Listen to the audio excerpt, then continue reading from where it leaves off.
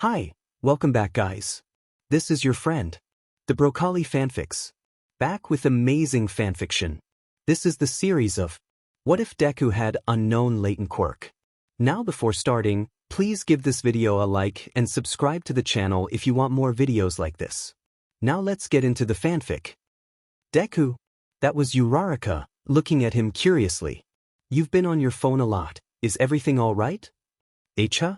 I'm just following the news, Izuku stammered, holding up his phone to show the Muzutafu Times front page. The Tartarus breakout and all. It was partly true at least. All for One had escaped the prison less than 24 hours ago, freeing most of the other prisoners in the process, some without their quirks. But his browser wasn't the only thing he had open. Unknown number, +814547741111. 610, Aizu. He'd gotten the text at dawn, just when he woke up. If the number wasn't enough of an indication, the nickname was. Izuku had met All for One before, you see. Izuku, 613. Yes? It hadn't been the best time in his life, back then. 618, I'm calling on a past favor. You know the one. Midoriya Hisashi had not taken well to having a son even before he believed Izuku to be quirkless. Fire-breathing quirk aside, there was no household in Muzutafu that went through as much burn cream as the Midoriya's apartment. Never enough to warrant a hospital visit, after the time 3-year-old Izuku supposedly stuck his arm in the stove, but he'd grown used to stinging scars on his arms and back long before Kaken got control over his quirk. Dr. Tsubasa had said it was unlikely that Izuku would be a late bloomer, but possible. He had the second toe joint, but blood tests at Hisashi's behest had suggested a latent quirk, one with no obvious commutations. When Izuku passed his 6th birthday without showing his mysterious ability, Hisashi had decided it needed to be encouraged to manifest. Long story short, it didn't work. Izuku, 620, what do you need? Hisashi grew bored of him eventually, and in some ways that was just as bad. Forgot to leave leftovers for Izuku in the fridge, so they'd go bad on the counter overnight. He didn't notice when groceries ran out. He would get urgent calls from his office and disappear for days on end, while Mom was busy with her own job, and Izuku would wake up to a cold and silent house, alone. After the first time, he'd learned to expect it, and by the third time, he came to appreciate the PRDS of isolation, even when they meant subsisting on tap water and what scraps of food might or might not remain in the house. He learned to spend as much time as possible in the computer lab of the public library, outside school hours. It, like many public buildings, was open 24/7, more to accommodate heroes on the day shift than people with nocturnal quirks, but civilians were allowed in all the same. 10-year-old Izuku ignored hunger pangs and sleep deprivation headaches to plumb the depths of the internet, from hero forums to conspiracy boards to their darknet subboards, some of which were far easier to find than one might expect. Nobody offline had noticed Izuku was smart, but in hindsight, it was no wonder Akatani Mikumo, alias Yamikumo, had been treated like a college student by other board regulars. Izuku found he adored the conspiracy boards. Between the lines of obviously fake, popular conspiracies, in the shadows of urban legends, threaded into true crime mysteries, there lay grains of truth and danger, patterns unseen, connections undrawn, at least on the mainstream internet. Yamikumo only ever asked idle questions on those boards, safe questions. Safe knowledge. The unsafe knowledge went to the darknet, where it belonged. And the really unsafe things, the truth and danger that Izuku hoarded for a purpose, those were either in his analysis notebooks or never written down at all. Either way, no one would ever see them. Then he turned 11 and found the last piece of the puzzle that he was looking for. He was 11 Anaday when he stepped into a darkened alleyway for a meeting. 11 Ana week when he knocked on the door of an abandoned warehouse for another. 11 and 10 days when his objective, at last, was fulfilled. List of unsolved disappearances since 20XX, by country. This list is incomplete. You can help by expanding it. Japan. Midoriya, Hisashi Fire Breath Muzutafu 22XX. Izuku had hovered over the Suggest and Edit button for hours, but ultimately closed the tab and cleared his browser. It wasn't an unsolved disappearance, but he was the only one who needed to know where Hisashi had gone. Unknown number, +814547741111. 624. At lunchtime, you'll get a phone call from your mother. Play along. That had been the last message in the morning, and now it was almost noon. Izuku headed to the cafeteria with his friends, eyes still on his phone. Waiting. And sure enough, just as he was relaxing enough to take a bite of lunch rush's katsudon. Call from accept decline. Sorry guys, my mom is calling, I'll see you later dash. Izuku fled the cafeteria, hitting accept the moment he was somewhere relatively quiet. Hi mom. Izuku, you won't believe who's come to visit. Mom was right. He didn't believe it. Midoriya Hisashi had been dead for years. So then, play along. Midoriya Hisashi had been dead for years. So then, play along. Dado. That's great mom, Izuku managed after a second. Sorry, it's a little loud by the cafeteria so I didn't hear you clearly. Let me find a quieter spot dash. One where the security cameras wouldn't pick up all the expressions his face was running through while he forced down what felt like a panic attack in favor of feigning enthusiasm. 15 minutes later, his friends all looked up at Izuku's return to the cafeteria. Some took more notice than others of the shaky smile on his face and the vigor with which he scarfed down his cold katsudon. Am I dad's back from overseas? Izuku lied at last to his curious tablemates. He's a little bit intense?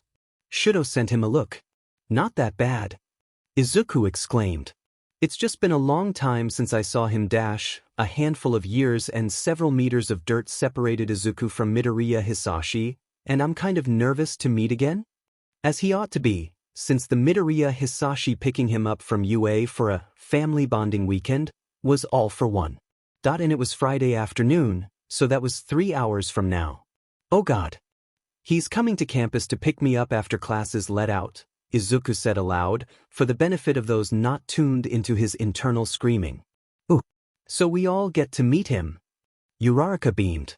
Don't be fooled so easily, Shudo deadpanned. This is just the latest scheme to obfuscate All Might's fatherhood.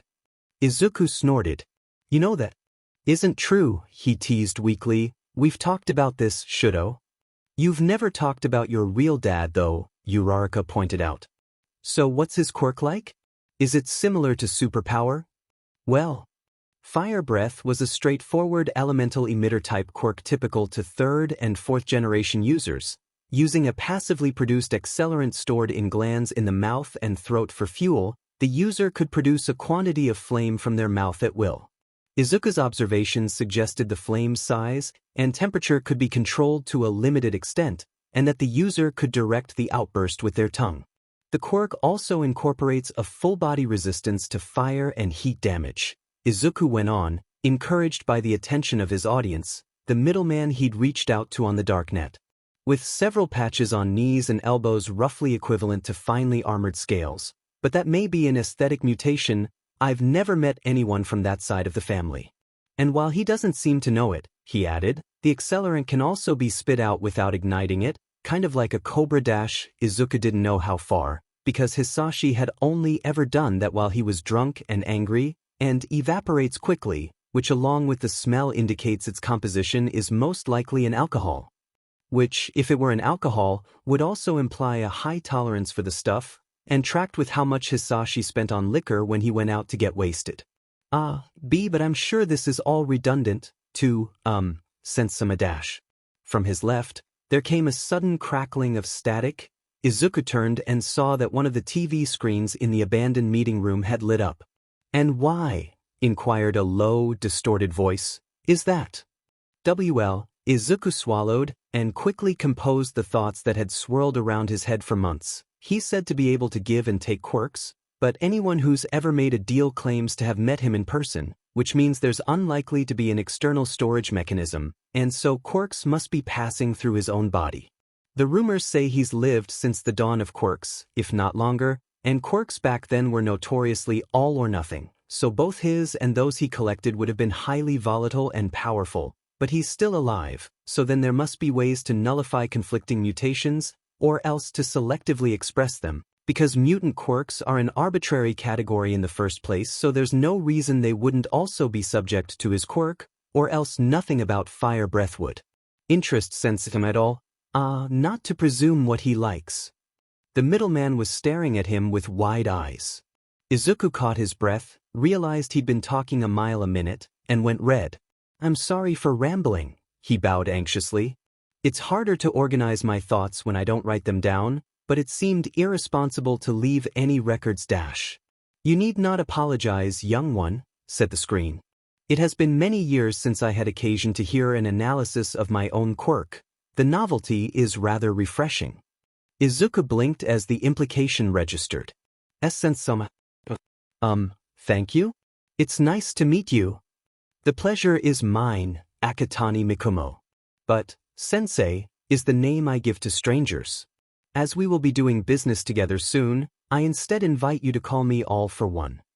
By the time the last class ended for the day and he'd organized his backpack for the weekend, Izuku had managed to will away the nervous knot in his stomach, employing the same sort of compartmentalization that he'd used for other terrible things he needed to hide from people over the years.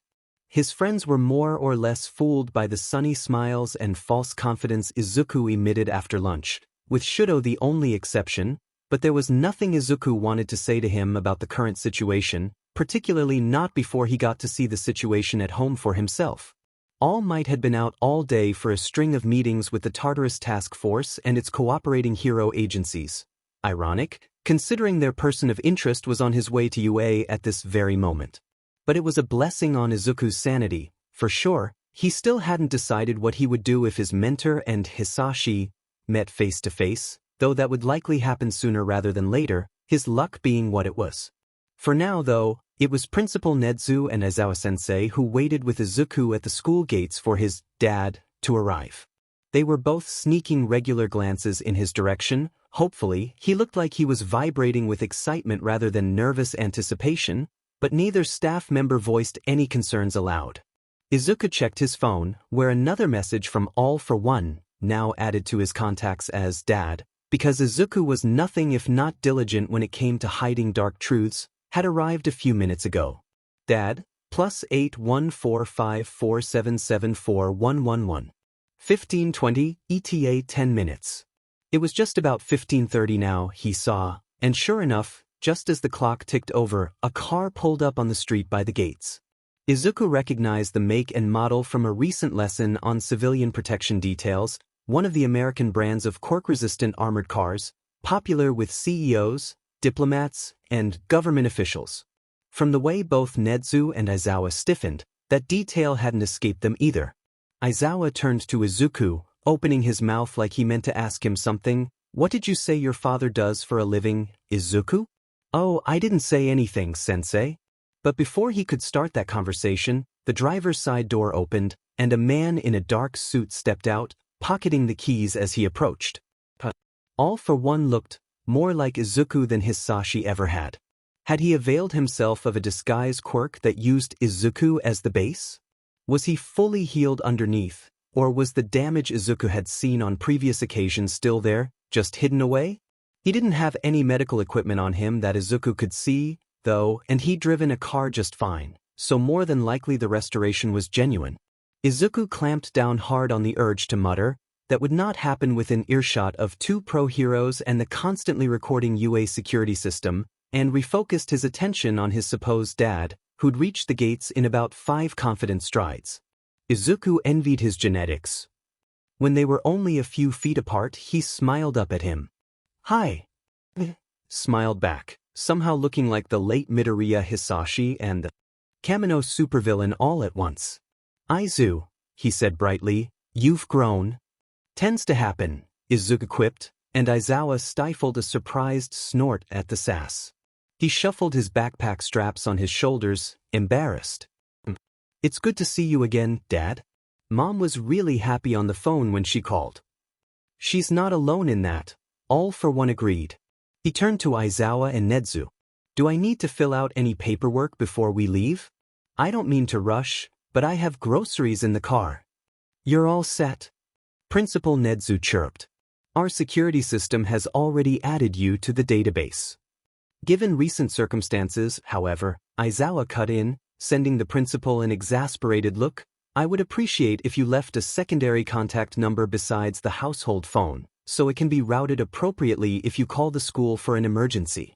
There is a possibility that one or more of the villains broken out of Tartarus will look for Midoriya, given his involvement in their arrests. Of course. And the villain rattled off a different number than the one in Izuku's contacts. Good thing, because as Izuku was realizing while looking at it on his phone, his personal number was about as subtle as a sledgehammer to the face. 477, seriously. It was only as they were leaving, Izuku closing the passenger side door behind him, that he realized he might have downplayed his reaction too much.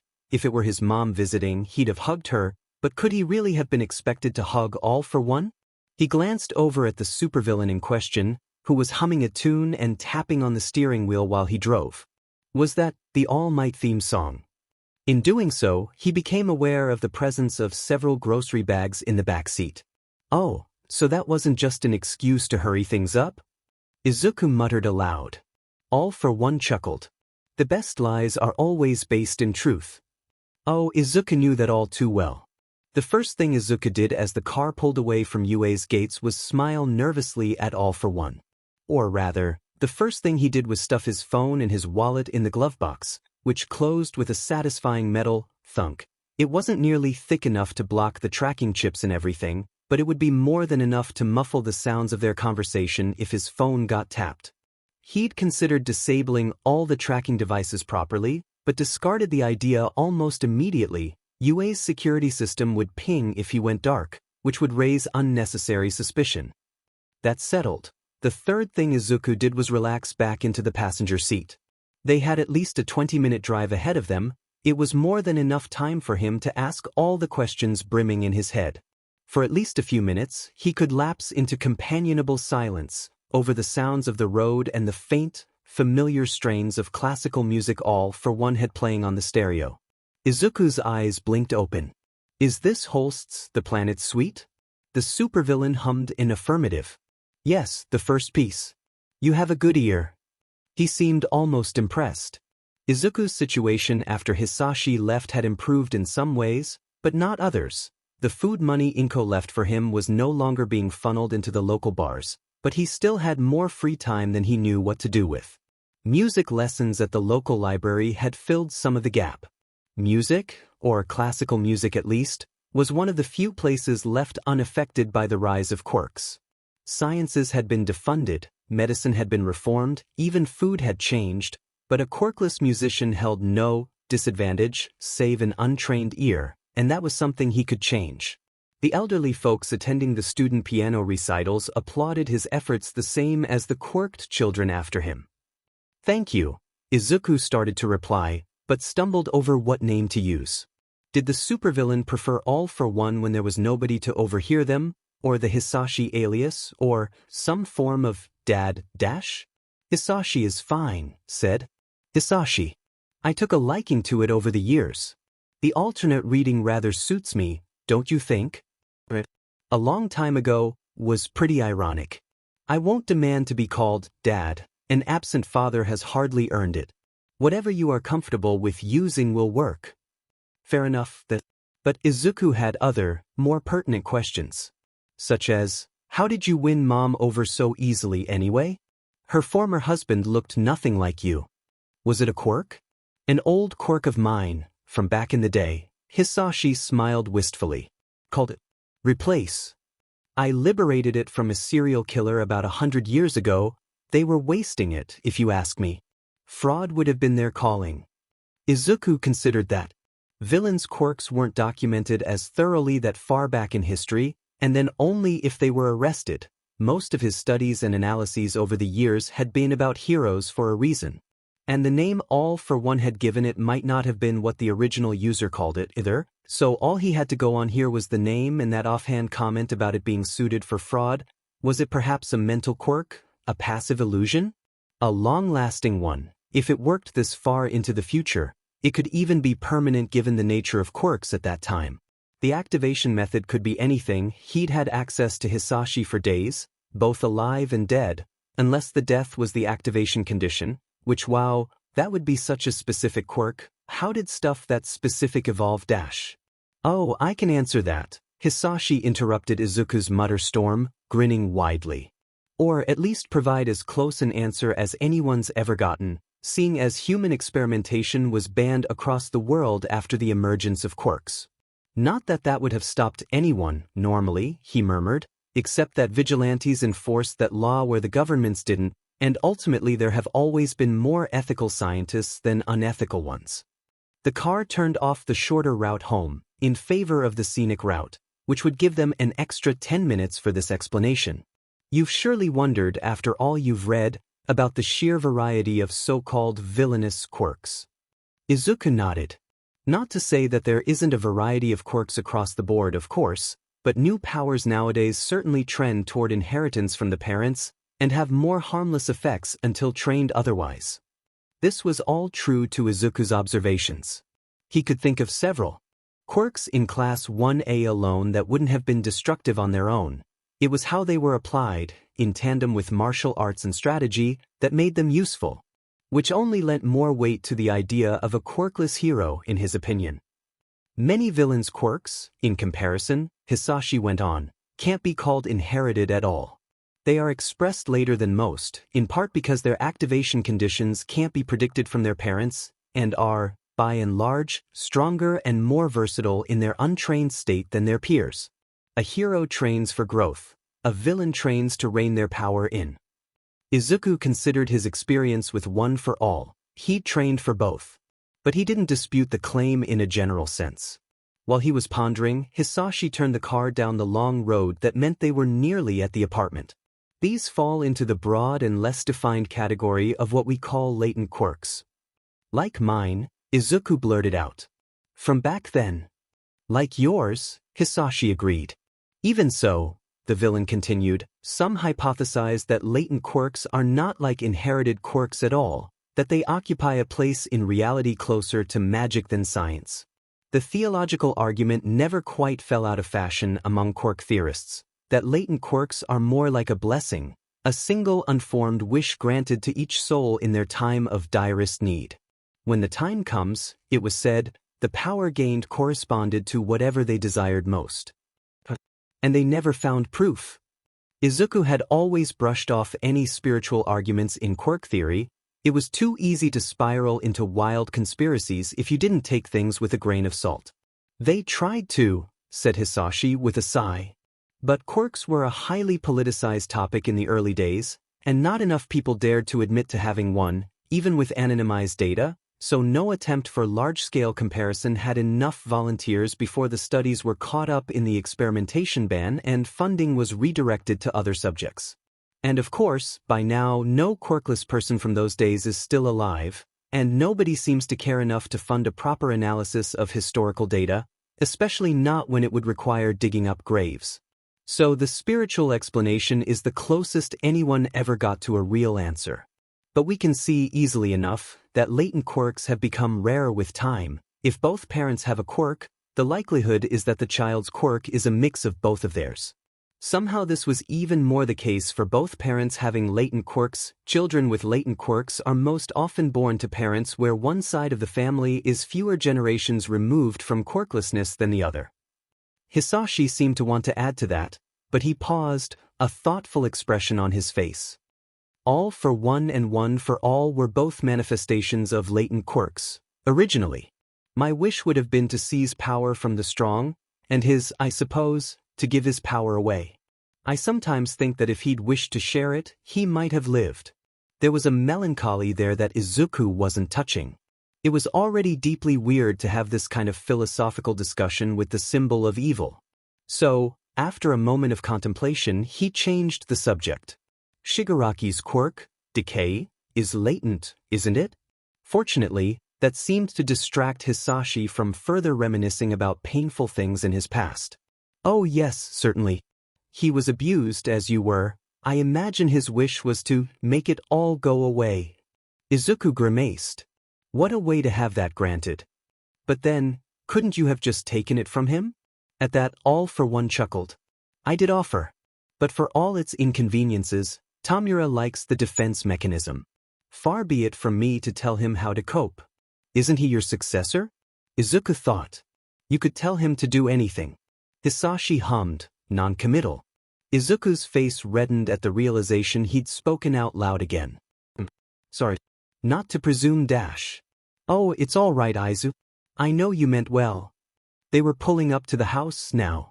But there is only so much one can demand of another without becoming overbearing, and Tamura is a difficult person to shape. To be honest, Hisashi parked and reached around behind him for the grocery bags. Had things been a little different, he wouldn't be my successor at all. What? It was a few years ago, you see, he smiled, that I happened upon this particular individual, an analytical genius, a strategic mind unlike any other I had met in years, with not only the potential, but the drive for success. We met only briefly, but I kept an eye on them a while after that, longer than I might have been expected to, because I was curious to see where they went. And I must say, you continue to impress me, Akatani Mikumo. Even now, years after our deal, you've never once hinted to anyone at what you've done. A pit had formed in Izuku's stomach. What you helped me do, he corrected as levelly as he could. No, all for one said softly, eyes narrowed with cruel amusement, the delight of delivering a harsh truth. What you've done. Elsewhere, Yagi Tashinori perked up suddenly in the middle of a task force meeting. Please excuse me for a moment, he said to the others. I need to make a call. He couldn't say what it was that made him worry, all of a sudden, only that he was worrying. And when he phoned the school and asked Ned's, what do you mean his father picked him up? Young Midoriya lives with his mother. Midoriya-kun notified us of his father's arrival ahead of time, as did Mrs. Midoriya, per protocol, the principal countered. And the tracking chip in his school pass shows he is at home, Aizawa supplied, having been dragged into a conference call the moment Nedzu saw the caller ID. All Might blinked. Tracking chip. Added as a safety precaution with the reissue of IDs to Class 1A this term, Aizawa deadpanned. Problem children chips. Somehow, the retired number 1 hero was not reassured. Everything all right? Naomasa asked him when he returned to the meeting. They had made about as much progress in his absence as it had all day, which was to say, none at all. How the HPSC managed to get bogged down by bureaucracy when they were the only ones with jurisdiction on the Tartarus breakout, he had no idea. All Might gave a surreptitious shake of his head, mouthing, gotta go, while the chief of police was still talking. Gentlemen, Yagi cut in at last, over another rehash of the early morning's blame game. Between the Tartarus guards and the HPSC executives, I am afraid I do need to return to UA to confer on a matter related to the school's security dash. This was true enough not to ping Naomasa's lie detection. Any updates can be forwarded to my phone. Thank you for your time. It was incredibly satisfying to get to leave with just that flimsy excuse. But he had precious little time to enjoy it, when his mind was elsewhere, singularly focused on the matter of Izuku's whereabouts, and the supposed father figure who'd come to pick him up. The Midoriyas wouldn't mind if he stopped by for dinner, would they? Akatani Mikumo had met with Jiren in a black medical mask and nondescript gray and black streetwear, a tight-knit cap hiding his hair. When he stepped through Kurojiri's gate, into a meeting room prepared in one of All for One's many properties, he'd foregone the more stringent measures of hiding his identity. He was in something close to formal wear, with black curls he'd probably tried to tame, and carried an unmarked school bag. He'd clearly made an effort to dress up for the meeting, and it amused the supervillain that he'd tried as much as it flattered him. Good evening, All for One Sama, the boy bowed. The anxious energy Yamakumo had exuded in front of the informant was gone. Now, stood before the most dangerous man in the underworld, he was at ease. In others, this attitude was accompanied by arrogance, by expectation. The boy expressed neither. He was simply not afraid. Akatani Mikumo, All for One greeted him at last. Come sit. Tell me about your request. Akatani sat. From his backpack, he retrieved a folder and laid it on the table, Adasi. I'd like to contract out a hit on this man. He had angled the folder just right to be in clear view of the cameras. Attentive, this one. Had he guessed at his blindness, and the quirks used to compensate? Or had he simply assumed the helmet had an inbuilt HUD connected with the cameras, as was the recent trend for support equipment? Kurogiri stepped out of a portal in the shadows to pour the tea. Yamakumo sipped quietly and waited while All for One reviewed the contents of the dossier. It was incredibly detailed. Everything about the target, from his quirk and appearance to his schedules, habits, social circles, his home address shared with a wife and son. Midoriya Izuku. Quirk, latent. All for One closed the folder. This is more than enough information for the matter to be handled as soon as tonight, he informed the boy. Have no doubt he will be dead. I need more than his death, sir, Akatani said. I need him to disappear. That could be arranged too, for a price. The supervillain traced the lines of kanji on the folder's cover, Midoriya Hisashi. But the question would remain in his mind until he asked, so he did. Why? In lieu of an explanation, Akatani shrugged off his jacket, bearing arms marred by dozens of starburst-shaped burns and scars. He noticed All for One looking and clarified, not these ones. Rather, he continued to unbutton his shirt, an oversized white garment, and stood, facing away so the cameras could see clearly as he let fall the fabric from his shoulders. It meant he did not see All for One's hands clench briefly into fists, or the way his arms twitched with the instinctive urge to reach out. For the briefest moment, the patchwork of scars, bandages, and variously healing open wounds had reminded him of someone else, and All for One could imagine too clearly the mingled stench of blood and antiseptic cream. But what had moved him most, what made him repress the urge to use a healing quirk, what twisted his expression where it hid beneath the mask, were the loose, clumsy bandages, rags stained and yellowed where they'd been boiled for reuse. A pragmatism you only observed when you had nothing. The way his brother once had. Even a supervillain was not made of stone. Name your price, All for One told Akatani, knowing he would accept any offer for the death of the man responsible for what he saw. His quirk, described in the dossier, Akatani listed off, pulling his shirt back on. And he turned back to the last page, where the family names were listed, pointed at Izuku's name. My own. As the three Midoriyas, from a certain point of view, bustled about the kitchen putting groceries away, Izuku was pleased to see that Hisashi wasn't taking any liberties with his mom. In fact, Inko was kind of cold to him, only natural treatment, Izuku decided, for an absent husband after this long.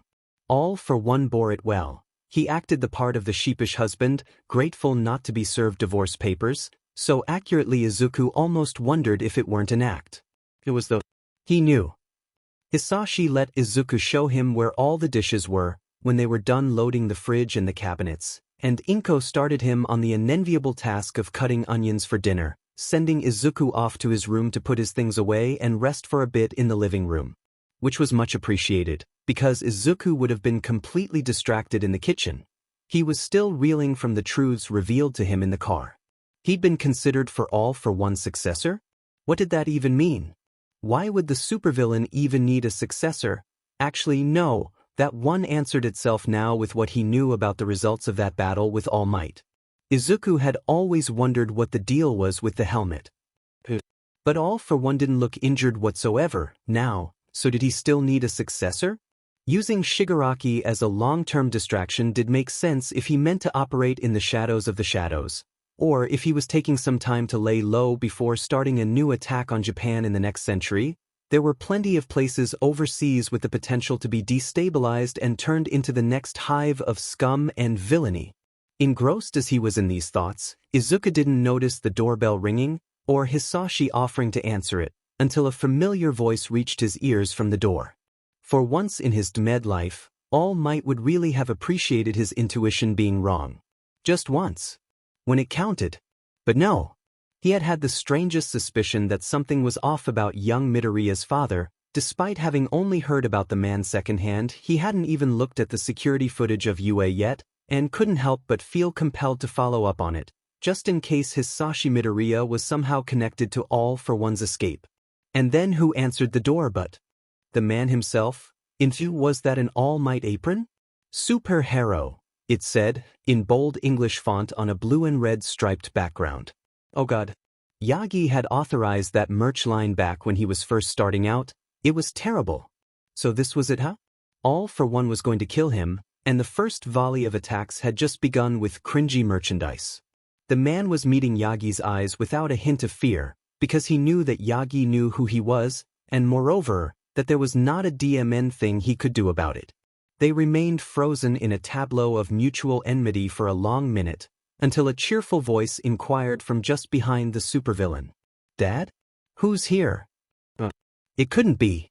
A flash of malicious glee lit up All for One's face at the stricken expression that no doubt crossed Yagi's, but it disappeared in the next second as he turned to look at Izuku, replaced instead by an unbearable fondness.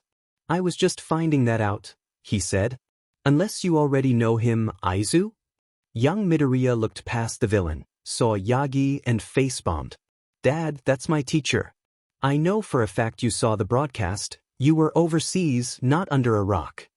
And the boy smiled at All for One, to make it clear he was just teasing. "He's probably here from UA to check on me. I did say Aizawa-sensei was suspicious of you when we left." "Really?" Then Eraserhead's intuition was to be commended. "Oh, is that Yagi-san?" Inko called out from further inside the house. "He can join us for dinner. I have some meat that hasn't been fried dash." Normally Yagi would formulate some excuse to leave, embarrassed of his limited diet, and wary of appearing to accept any of Midoriya-san's advances given her marital status, but that was before he knew the home he would be wrecking belonged to his sworn nemesis. So instead, he smiled and called back, "That would be lovely, Inko-sen, thank you," and stepped past a shocked and offended All for One without a care for the chaos that would come. What followed was quite possibly the most dramatic, tense dinner of Izuku's life. Over a meal of naturally katsudon, the four of them tried and failed to sustain small talk about UA and neighborhood gossip. All Might was clearly struggling not to make any quips about Hisashi's identity, having no idea Izuku knew about it, and Izuku kept it that way, playing oblivious to the looks the two men were sending at each other, and the way Yagi flinched every time he called Hisashi Dad. Izuku might be doing that last bit on purpose. He might. His mom totally noticed their weird staring contest, but she seemed more entertained by the drama than anything. In fact, she eyed Yagi up more openly than she usually did when Izuku's mentor visited, in a transparent attempt to rile Hisashi up with jealousy. Which, gross, Izuku did not need to know Inko actually liked Yagi-sensei like that. If glares could do physical damage, All for One would have already finished off All Might an hour ago. Would it be worse, Izuku wondered, if he told his mentor the truth? "Oh, sensei, I'm not really All for One's son, he just thinks I could be a good successor. You know, like Shigaraki." Or was it more like, "Sorry, All Might, but I'm in on it too. I'm letting All for One replace Hisashi because he helped me cover up that I had the real one killed years ago dash." "Aizu." Izuku blinked out of his imaginings, finding Hisashi smiling indulgently at him from the next chair. "You were making a weird face. Did I mess up the onions?" "Oh, sorry." Izuku let his cheeks flare. "I was thinking about something else for a minute." "What were we talking about?" "I was asking Yagi-san about your analysis work," Hisashi chuckled.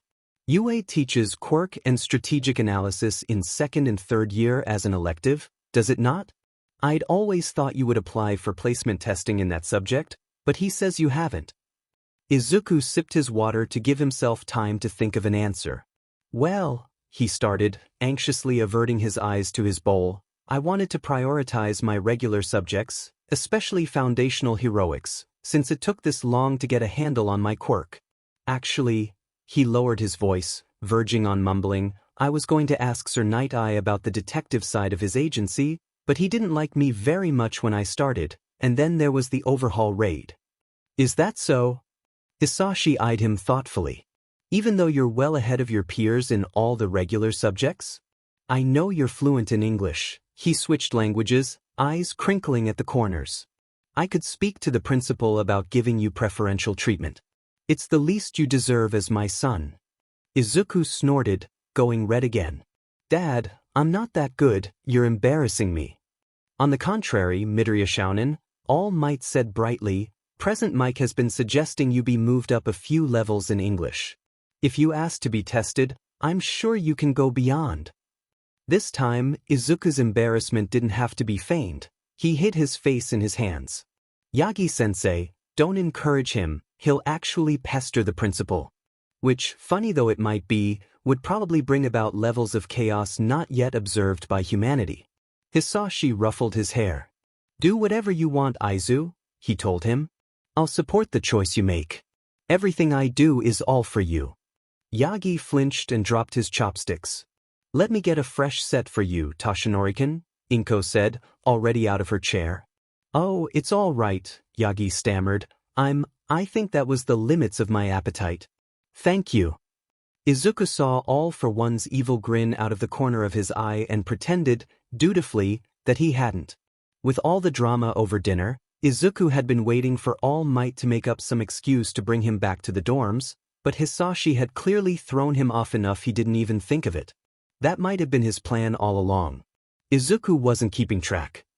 Inko brought out dessert, a quartet of bouncy green jellos in fancy glasses which even Yagi could eat, and offered the retired hero a coffee to bring with him on his way out, and that was that he had left.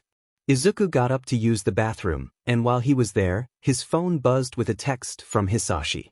Dad, +814547741111. Dad, 2052, meet in the park in half an hour. Dad, 2053, important quirk advice. All for One was going to help him. With One for All? I mean, he can't steal it, Izuku thought, so what do I have to lose? Izuku, 2053, understood. 15 minutes later, Inko announced. She was going to bed early.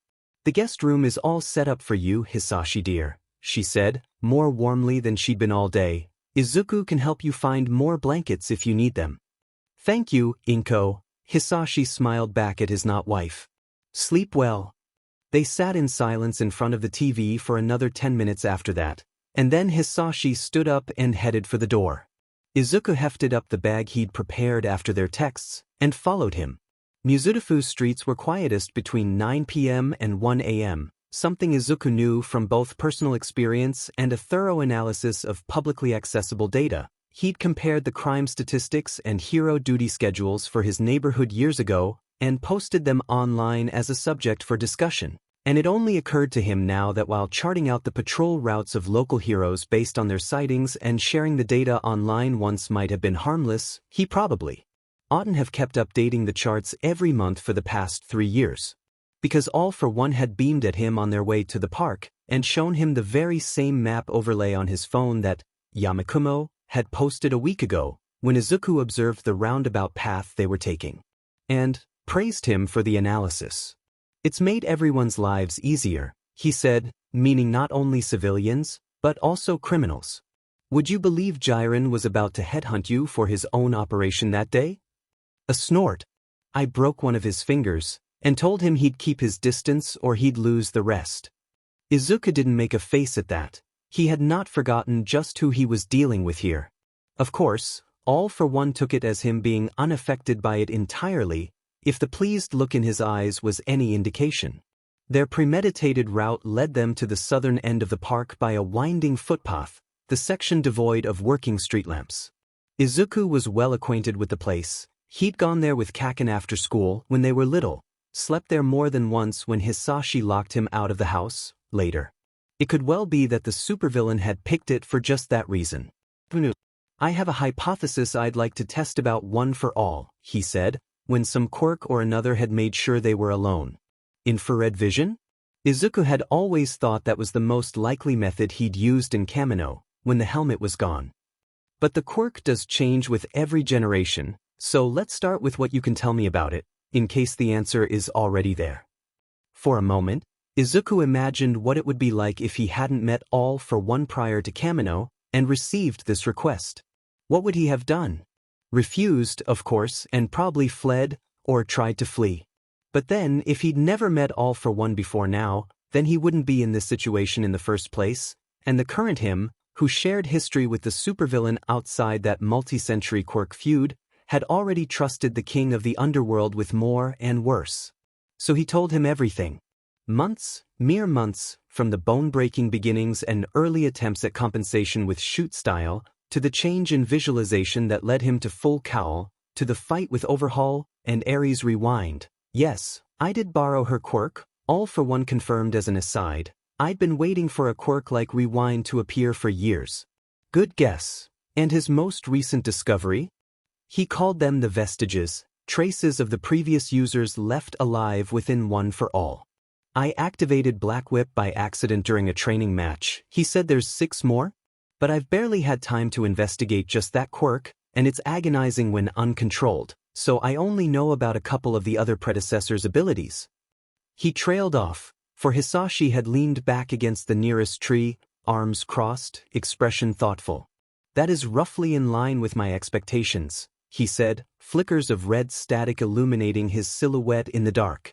One for All has the unique problem of being both a 1st and 9th generation quirk in a world where naturally inherited quirks, like the ones we discussed earlier today, have only reached 5th or 6th gen. That, on top of it being latent, makes it overpowered and highly unstable, especially for this century, with few or none of the inbuilt failsafes possessed by modern quirks, or my own. He emphasized his point with an upturned palm, red glow brightening with an electric crackle before it dimmed down again.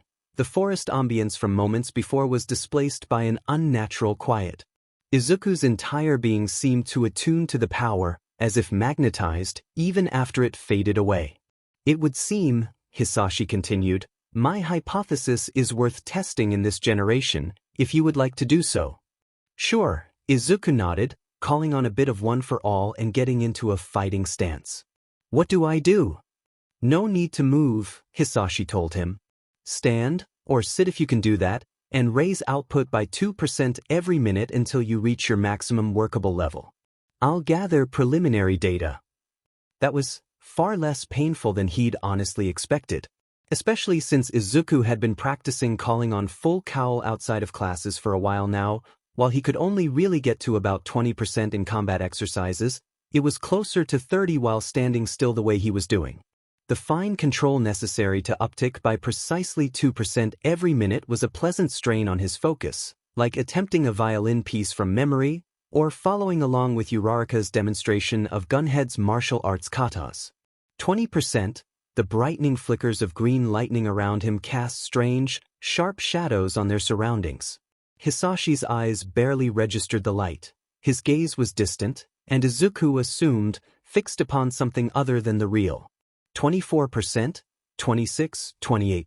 Izuku's eyelid twitched as he neared the borderline of what power he could draw.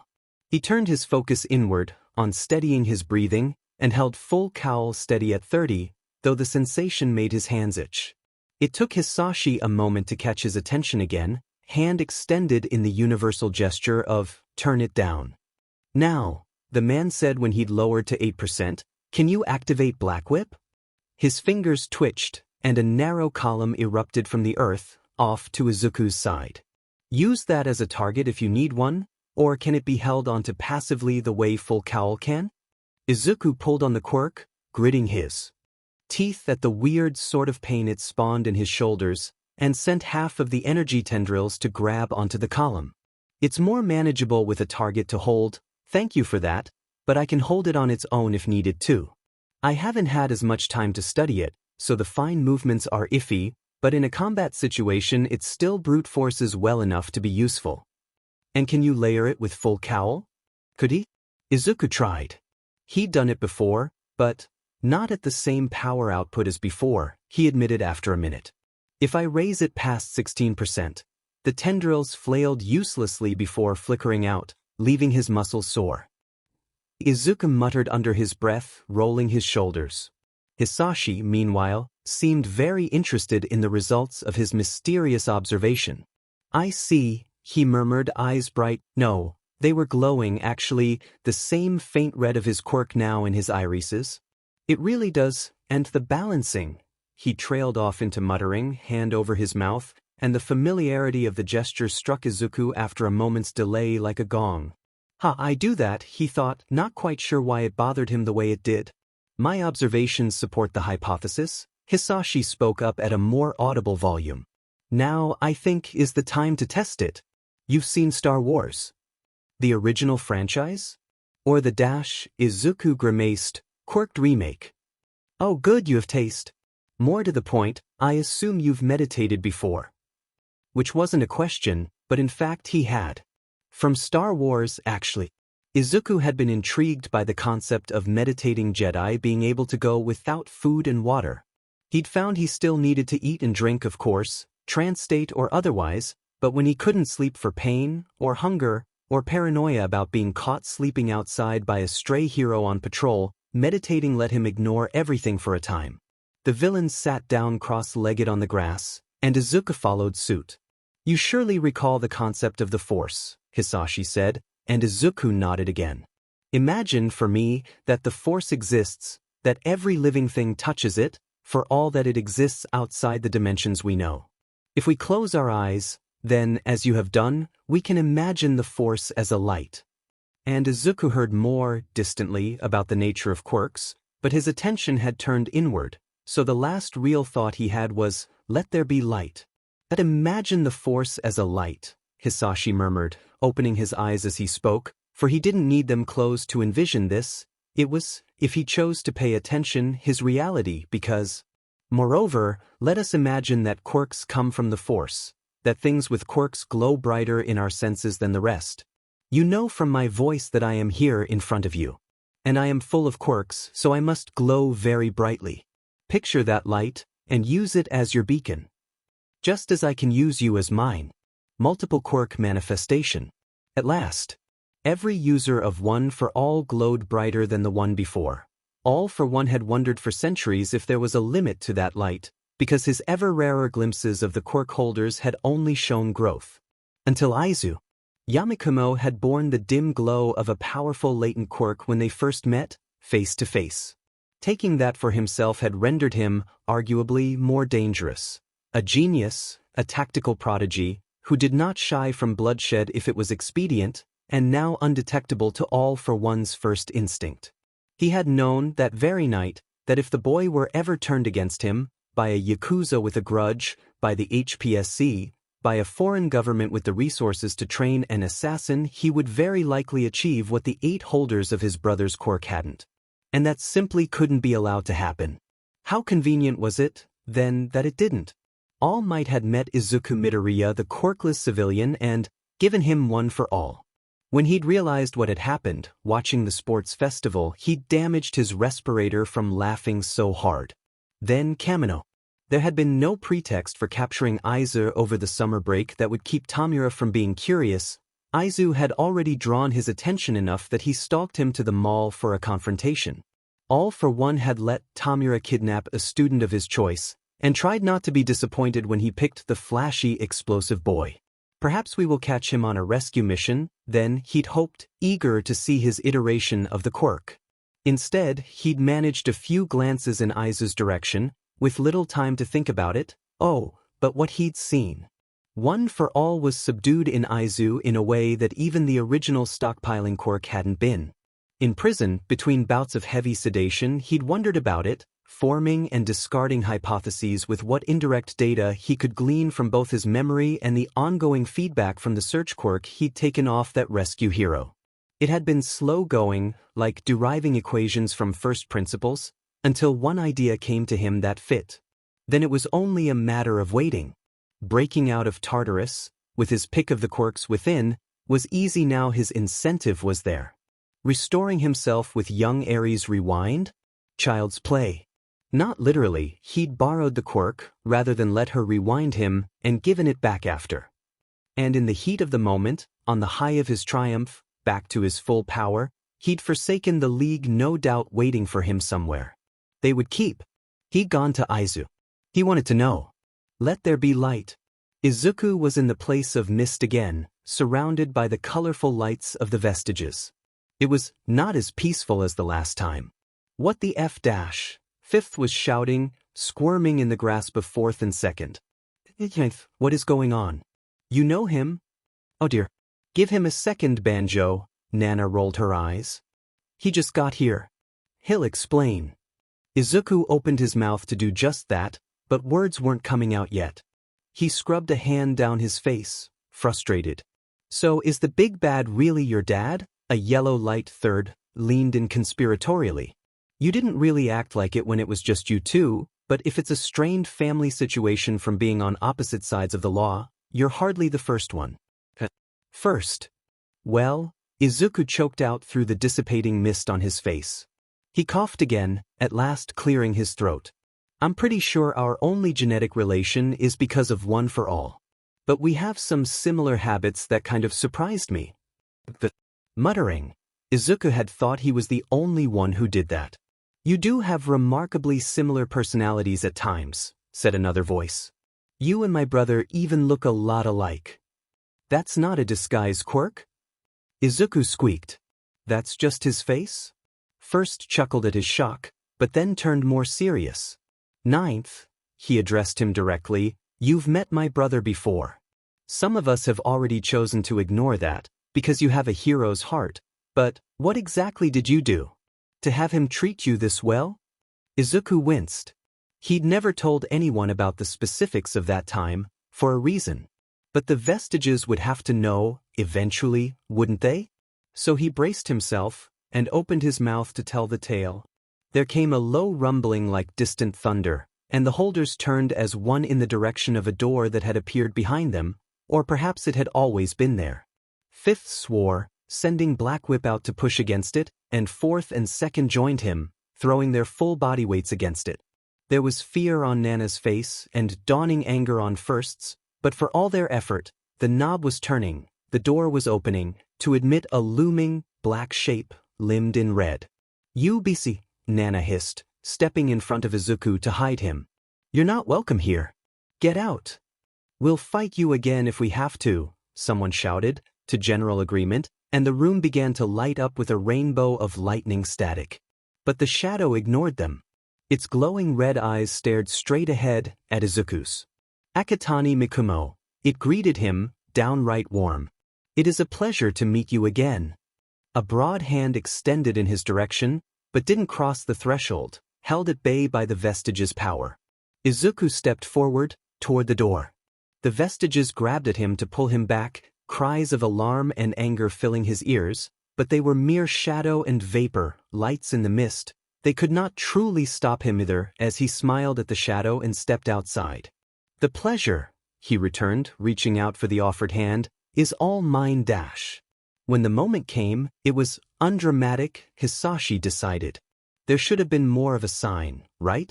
A flare of light, a blast of air, a cold wind, a crash of thunder, an eldritch resonant ringing from all directions heralding the end of the world. Something. But then his Aizu always was the expedient type. So Hisashi, with his quirk sense, was the only witness to the arrival of Singularity. One for all meet. All for one. Izuku woke up at home. He blinked open bleary eyes and instinctively reached for his phone on the nightstand to check the lock screen. 3 a.m. So he'd been asleep for, somewhere around 5 hours, if he counted it from when he'd gone into the vestiges realm during meditation. Oh, and he was in his bed. At home. Which meant All for One had brought him home, and he actually hoped he'd used a quirk to warp them here, as the alternative of being carried was super embarrassing. He sat up properly, rubbing sleep from his eyes, and was surprised to find that he wasn't tired. Even though 5 hours was normally little better for him than a nap. He felt rested. And then he went to wring out the usual soreness in his hands, and realized. His hands didn't hurt. It wasn't just his hands. His arms didn't hurt. His shoulders didn't. The old, ill-healed scars on his back weren't itching the way they always did until he applied skin oil. His knees and ankles weren't stiff and vaguely sore the way they'd been since he started training shoot style. Even his head didn't ache. This was probably a quirk. Unless All for One had dosed him with some really good painkillers he'd had his scientists develop, plausible, or he was dreaming really vividly, slightly less plausible. But a quirk was much more likely, so all he needed to do now was find out what. He climbed out of bed, astonished by how easy it was. He didn't even have to brace himself for the dull ache when his knees started carrying his weight. Yeah, this had to be a quirk. No painkillers worked this well. He reached over to flick on the lamp on his bedside table and his fingers weren't crooked anymore. The ugly warp to the small bones, the scars from the breaks, they were all gone. What? Izuku whispered, taken aback. How? How much had he given up, believing it would be forever. The piano, the violin, things he'd grieved for losing and told himself he'd moved on from, just as he'd told himself the change didn't bother him. But oh, it had, and now that pain, too, was gone. Izuku swallowed, throat tight with emotion. He found his eyes watering even before he dared to look in the mirror. But when he did, at last, shedding the loose pajamas he'd woken up in, twisting around so he could see, it wasn't just his hands. All of his scars were gone. Every silvery scratch, every shiny pink starburst, every ill-healed burn that had once littered his back from shoulder to shoulder, the lot of it, replaced by flawless, lightly freckled skin. That he had freckles. Izuku was going to cry. Despite the hour, the smell of coffee brewing wafted under Izuku's door as he continued to marvel at his newfound well-being. Drawn out by his appetite, he put the pajamas back on, and didn't fumble with the buttons, like he would have, and didn't feel the fabric catch on uneven scars on his back, because there weren't any. When he at last padded out into the kitchen, following the scent and a vague sense of all-for-one's presence in the house, Izuku had managed to get a hold of all the emotions he was feeling about this new state of being, at least enough to have a necessary conversation. "Aizu," Hisashi greeted, holding out a steaming mug in the hand not holding his own. "Good morning." Izuku took the coffee. Sipped it. It was the same brand he liked. They hadn't had it in the house yesterday. Held up his free hand. "A quirk did this." Red eyes glittered. "Several." He paused, surprised that the man had simply admitted it. "That I'm not complaining," he clarified after a moment. Was it overhaul? Pleased surprise on Hisashi's face. Now, it was so weird knowing it was naturally similar to his own.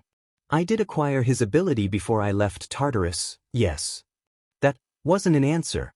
But Izuku had long hypothesized all for one could pick and choose different pieces of a quirk to express, like copy-pasting code, and combine them into something new if he so chose.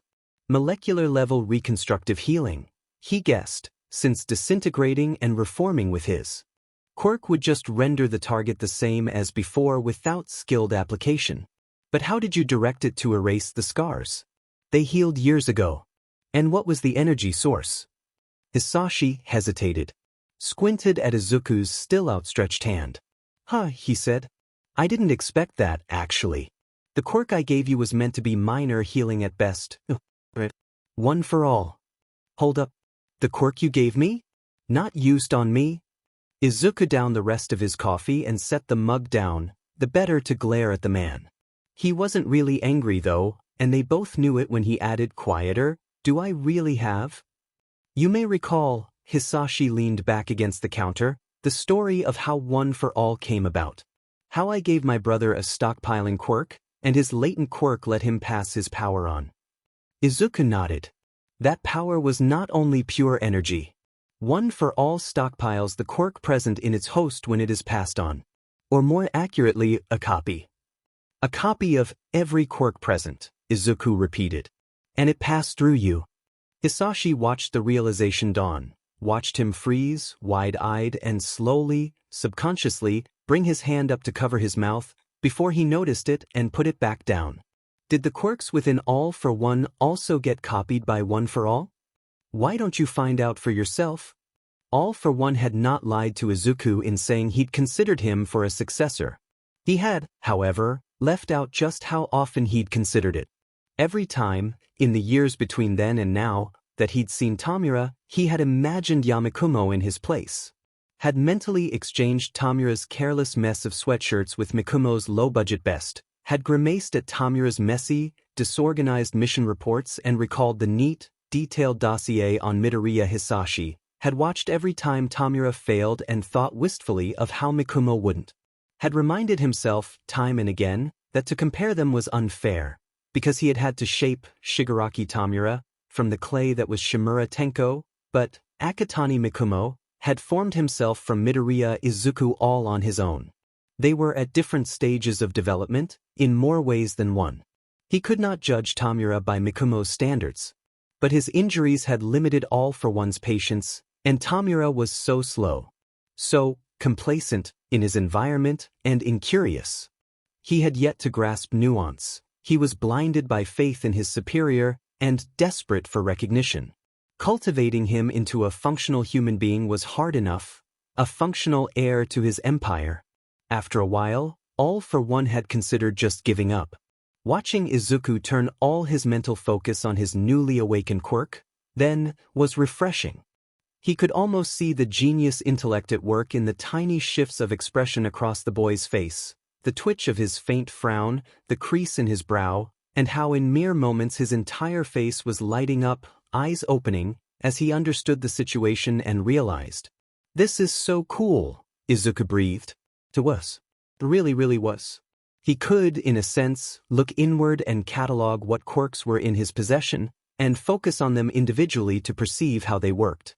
It wasn't quite a visualization, though he could probably try a mind palace technique if he meditated, he just knew.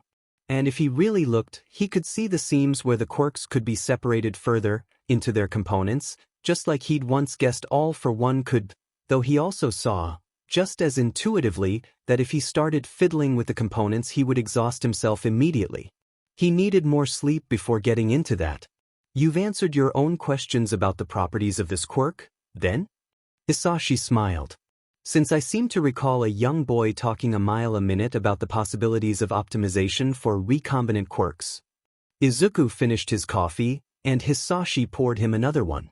By the time he'd finished it, stifling a yawn despite the caffeine, several things had become clear that he hadn't quite realized upon waking up earlier. All for One, the quirk, was a little like One for All, in how it leapt eagerly to his fingertips with the barest thought. He'd have to practice using the new quirks in his collection before he could do more than just the give and take of it, but it felt very intuitive. On the other hand, while One for All as an enhancer could be activated in a limited fashion, All for One was on-off. And the passive elements of the quirk didn't turn off at all. That whole force analogy is really on the nose, isn't it? Izuku muttered into his third mug of coffee. He was beginning to suspect Hisashi was giving him decaf. He squinted up at the man, resisting the urge to shield his face from what his brain was trying to perceive as a bright not-quite light contained within Hisashi's body. "I'd ask if you were using this earlier too, but you're always using it." "You'll be able to tune it out soon enough," All for One promised, reaching for the coffee pot to top off their mugs with the last dregs. "On the flip side, you can lean into it when you can't use your regular eyes. Between that and the infrared vision, I got along pretty well without natural sight on a day-to-day basis." "Didn't you also have a quirk to interface with cameras?" Hisashi blinked. "That too." He seemed on the verge of saying something else, faltered, and then rallied. "Speaking of useful quirks, I should tell you this now rather than later dash." After the anticlimactic singularity, Aizu's consciousness visibly fell out of meditation and into true sleep.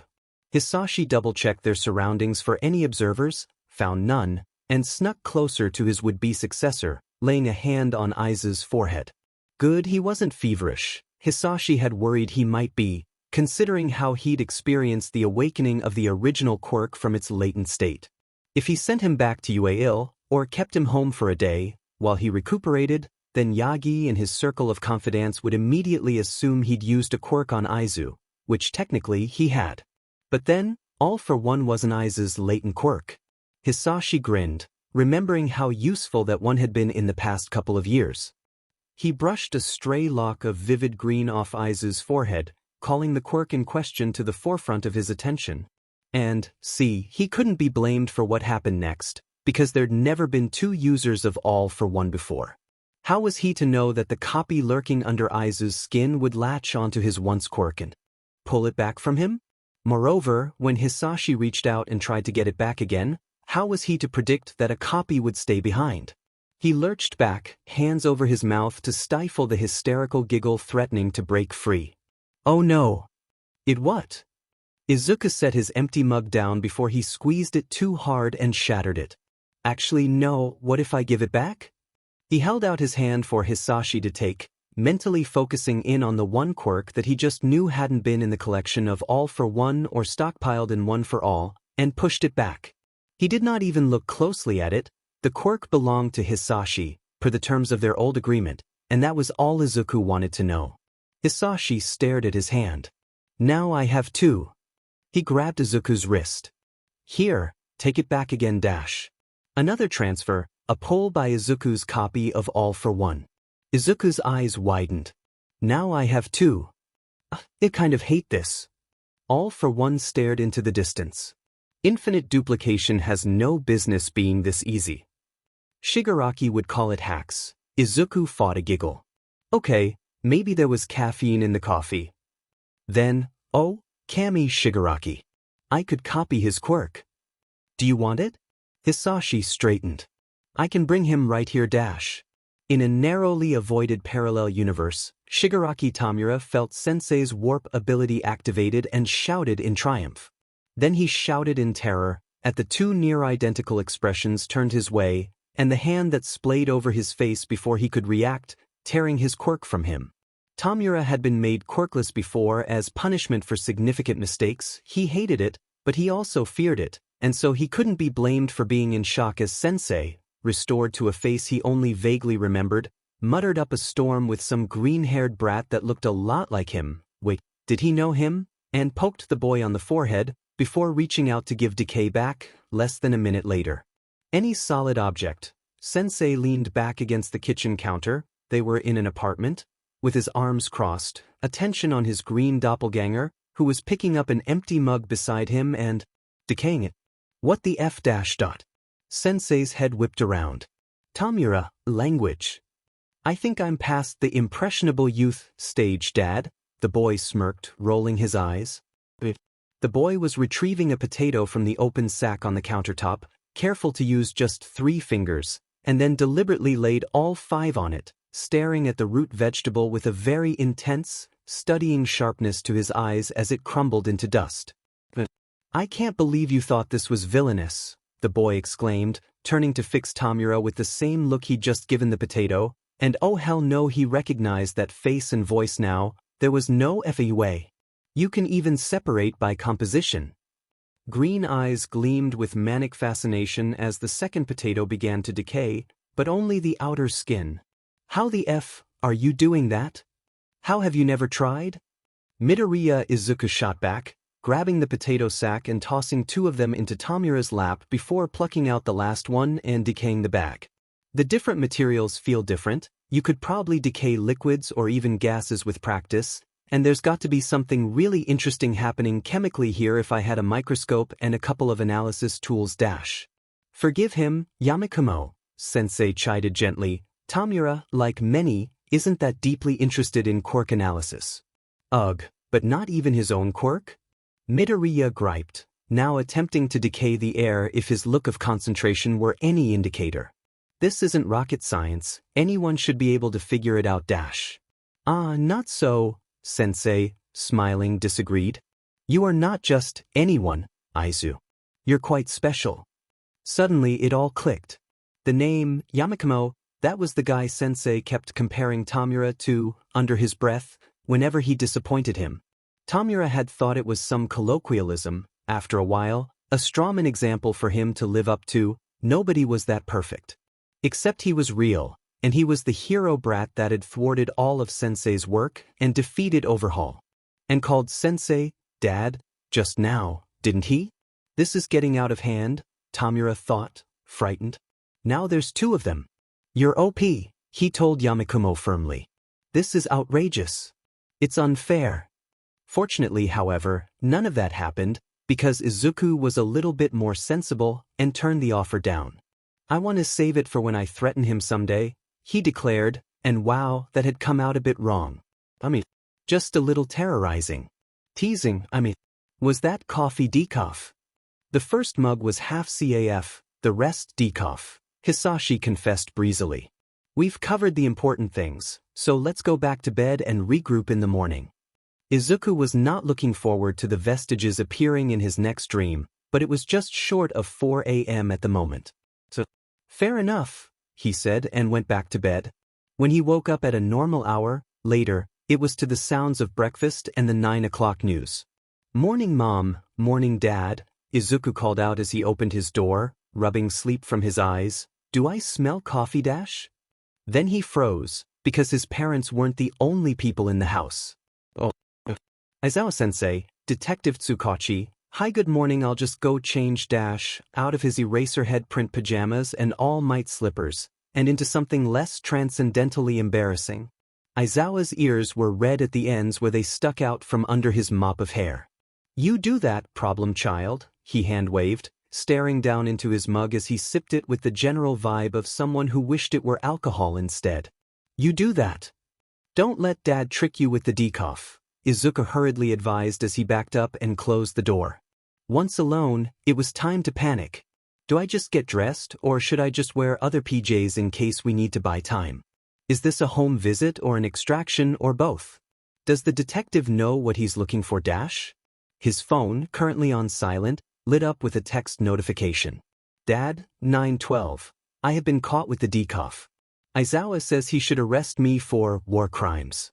Dad, 9:13. The regular coffee is brewing. I will try and save you a cup.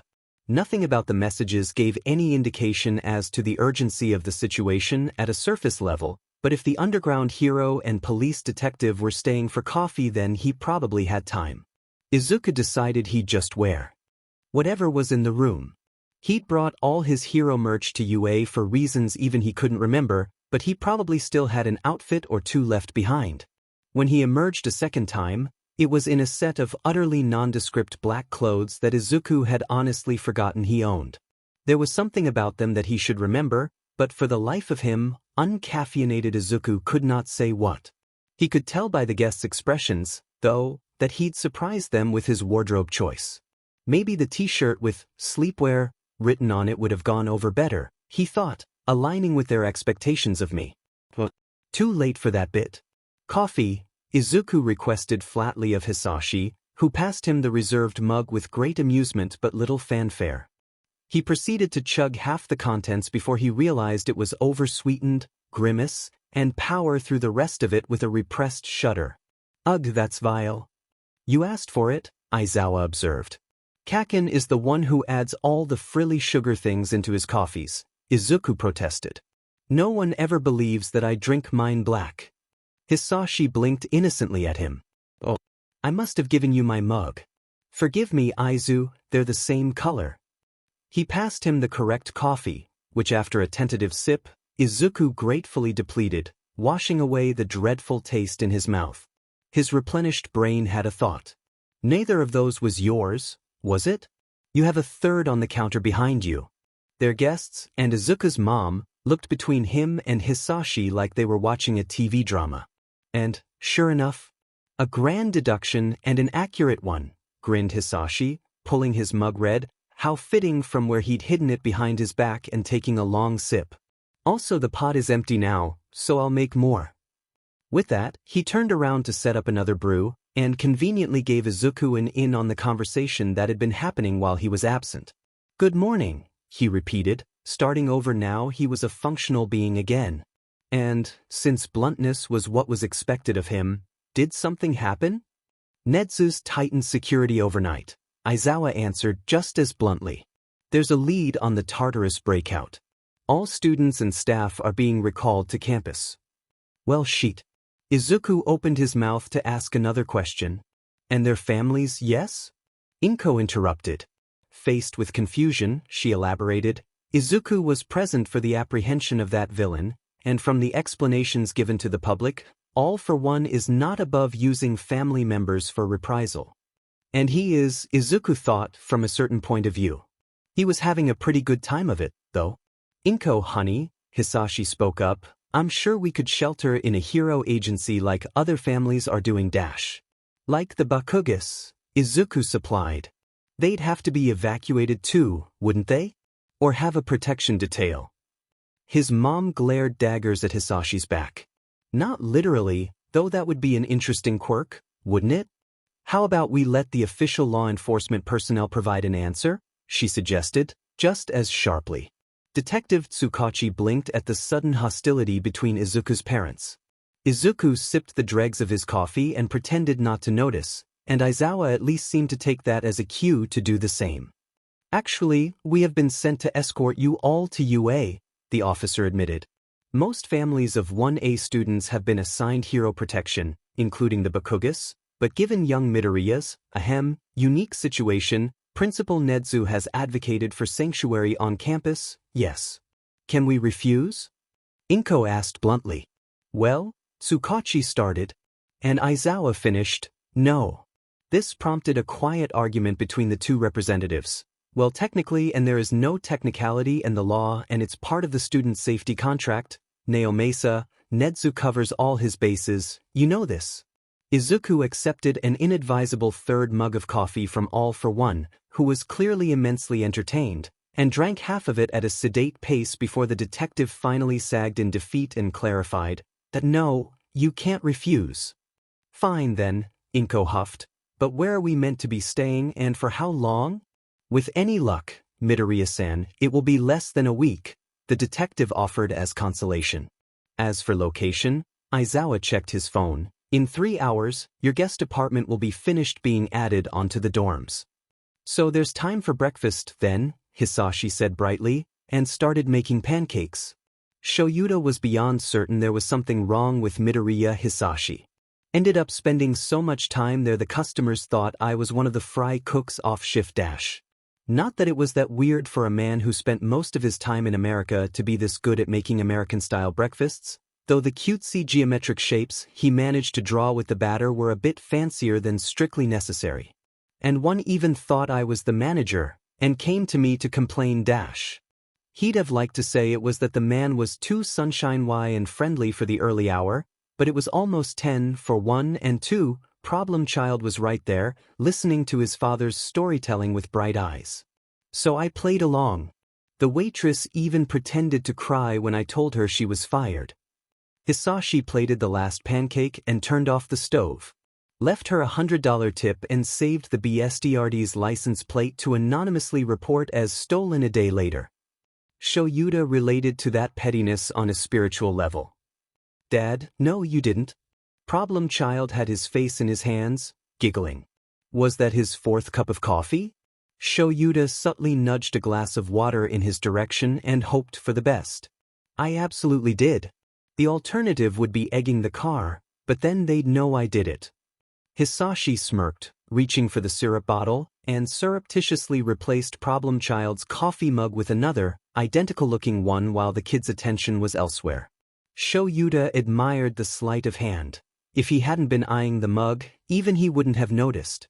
Anyway, it was obvious enough why Midoriya Inko hadn't protested her husband's absence from their son's life for however long it had been. Shoyuta could recognize a flawed man when he saw one, and Hisashi's particular brand of unethical pettiness and disregard for authority was not a great foundation for a pro-hero in the modern day. It was hard enough to rein in Problem Child's irresponsible pursuit of justice as.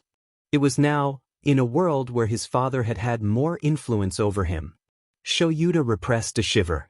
It still begged the question, however, of why All Might was so suspicious of the man that he had sent his pet detective in his stead. Shoyuta could tell from Naomasa's attentiveness to the situation that he had his quirk activated, but no idea what he was looking for. Much as he wanted to believe this was merely the former number 1 hero being overprotective of his favorite student, or insecure about his place as the boy's father figure, it wasn't enough of an explanation to quell Shuta's worries, not when the Tartarus breakout had just happened. Was that what it was? Did Yagi suspect a connection between Midoriya Hisashi and All for One? Shoyuta palmed the eye drops in his pocket, considering. There were possibilities. Hisashi could be an agent of the symbol of evil, sent to monitor the Midoriya household under deep cover. He could be an agent, or even an entirely unrelated criminal, coming out of the woodwork to see his family for the short interval while the authorities were preoccupied with the big bad. He could really, truly be a civilian with no idea of the ridiculous timing of his return, simply enjoying time with his wife and kid, and totally unaware of the danger they were all in. Or, some small part of Shuta's mind suggested, he could be someone far more dangerous than I would ever know. A bit hard to believe that last bit when the man had a droplet of syrup clinging to the end of his nose, though. Idea, Izuku blurted out. If we're going back to campus, we should bring a bunch of snacks. Problem Child dash. And it's Saturday, which means the merch bundle I pre-ordered last week is now in stock. Midoriya-kun dash. And while we're out I could really use a new pair of shoes, these ones are falling apart dash. Inko sighed, clearly used to these antics. Yes, Izuku, we can go to the mall, she said, before either of their guests could try and convince her otherwise. Yes. In Naomesa's opinion, going out in public when Japan's most infamous supervillain could be after you was a terrible idea.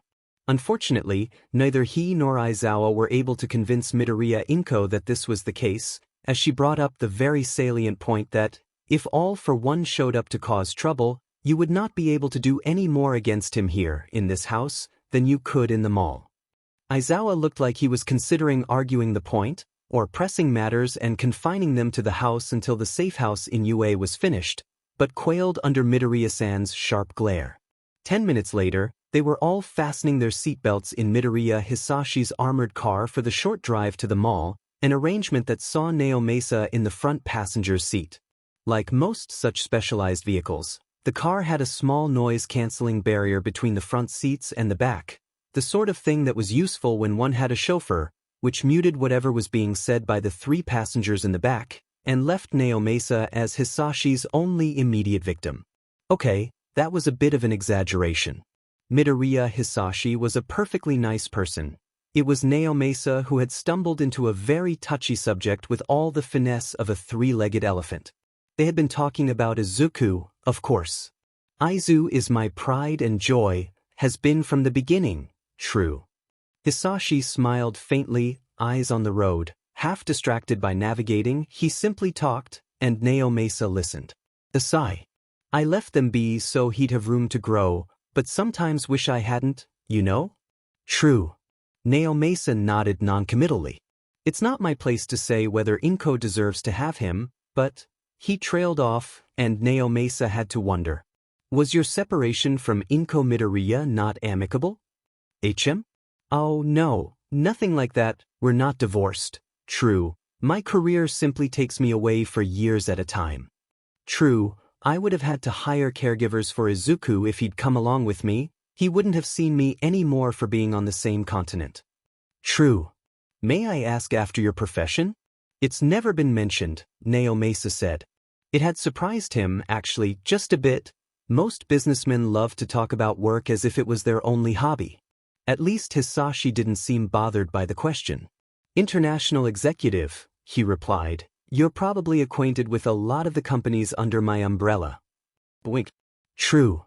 But it's more consultation and freelance management than any real oversight, so I wouldn't say I really make all that much. False. But it was a lie Naomesa was used to hearing.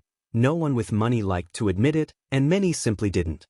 That Hisashi had spoken of it at all meant he took some measure of pride in it, so he wasn't born into money, the way a lot of people were. He'd had nothing once, he knew the value of what he earned. It wasn't worth questioning further, Naomesa realized, because there was something else missing from his mental profile of Midoriya Hisashi that was much more important. Izuku hasn't mentioned your quirk. And that was odd, for the boy. He usually went on and on about quirks the moment they came up in conversation, the few times Naomesa had met him so far. Are you quirkless? Hisashi chuckled. Oh, certainly not. True. But I've never seen the need to parade it around the way so many people do nowadays. Fire breath is not at all convenient when my suits are both expensive and flammable. True. You could get fire-resistant suits, Naomesa pointed out, and received an odd look, a faint grimace at the corners of Hisashi's mouth, and the impression he'd misstepped in this conversation. I think it's telling, Hisashi began, that your immediate response upon hearing I don't use my quirk that often is to imply I should be changing my whole life around that quirk, instead of simply controlling myself like any person with the ability to turn their quirk off ought to. Especially in a country where public quirk use is still supposed to be illegal. It wasn't a true-false type of statement, so Naomesa's lie detection quirk didn't activate. And maybe it's just that I've been away for so long, the man went on, but it feels very impolite to ask someone about their quirk at all. What if someone doesn't have a quirk? Well, nowadays, Naomesa started to say. Hisashi frowned, slightly. It was the first time Naomesa had seen that expression on his face since meeting him, and unease shivered down his spine. Izuku was quirkless, he reminded. Him, and the temperature of the space seemed to drop a degree. How do you think he felt when people asked what his ability was? Silence weighed heavy on the conversation. For years, Aizu was discounted as weak, as useless, by not only his peers, but the adults too. I still have no idea why he decided to let Deku be his hero name. False, he did know, considering who gave it to him and what they meant. They'd reached the parking lot for the mall by this point. Hisashi parked rather far down the rows, under a bit of shade from an overhang, and fixed Naomasa with a fierce look that had his instincts screaming at him to run. The way he'd felt when he watched the video feed of Kamino. Aizu could have stayed quirkless, and I would be just as proud of him. True. He was always a genius. If you ask me, he doesn't need one for all. With that, he got out of the car, leaving Naomasa reeling for a moment as his brain caught up. Tashinori, he messaged all might with shaking hands, what is going on here? Being that it was 10 a.m. on a Saturday, the Kiyoshi shopping center was busy. Nothing, not even the knowledge of villains roaming the country, was going to dissuade people nowadays. Hisashi surprised Izuku by approving of it. People aren't made to live in fear. No one is cowed by power in the long term. The will of the masses is moved most of all by ease. Izuku shrugged. Ironic though, isn't it? The center of danger is here. All for one grinned. We are, aren't we?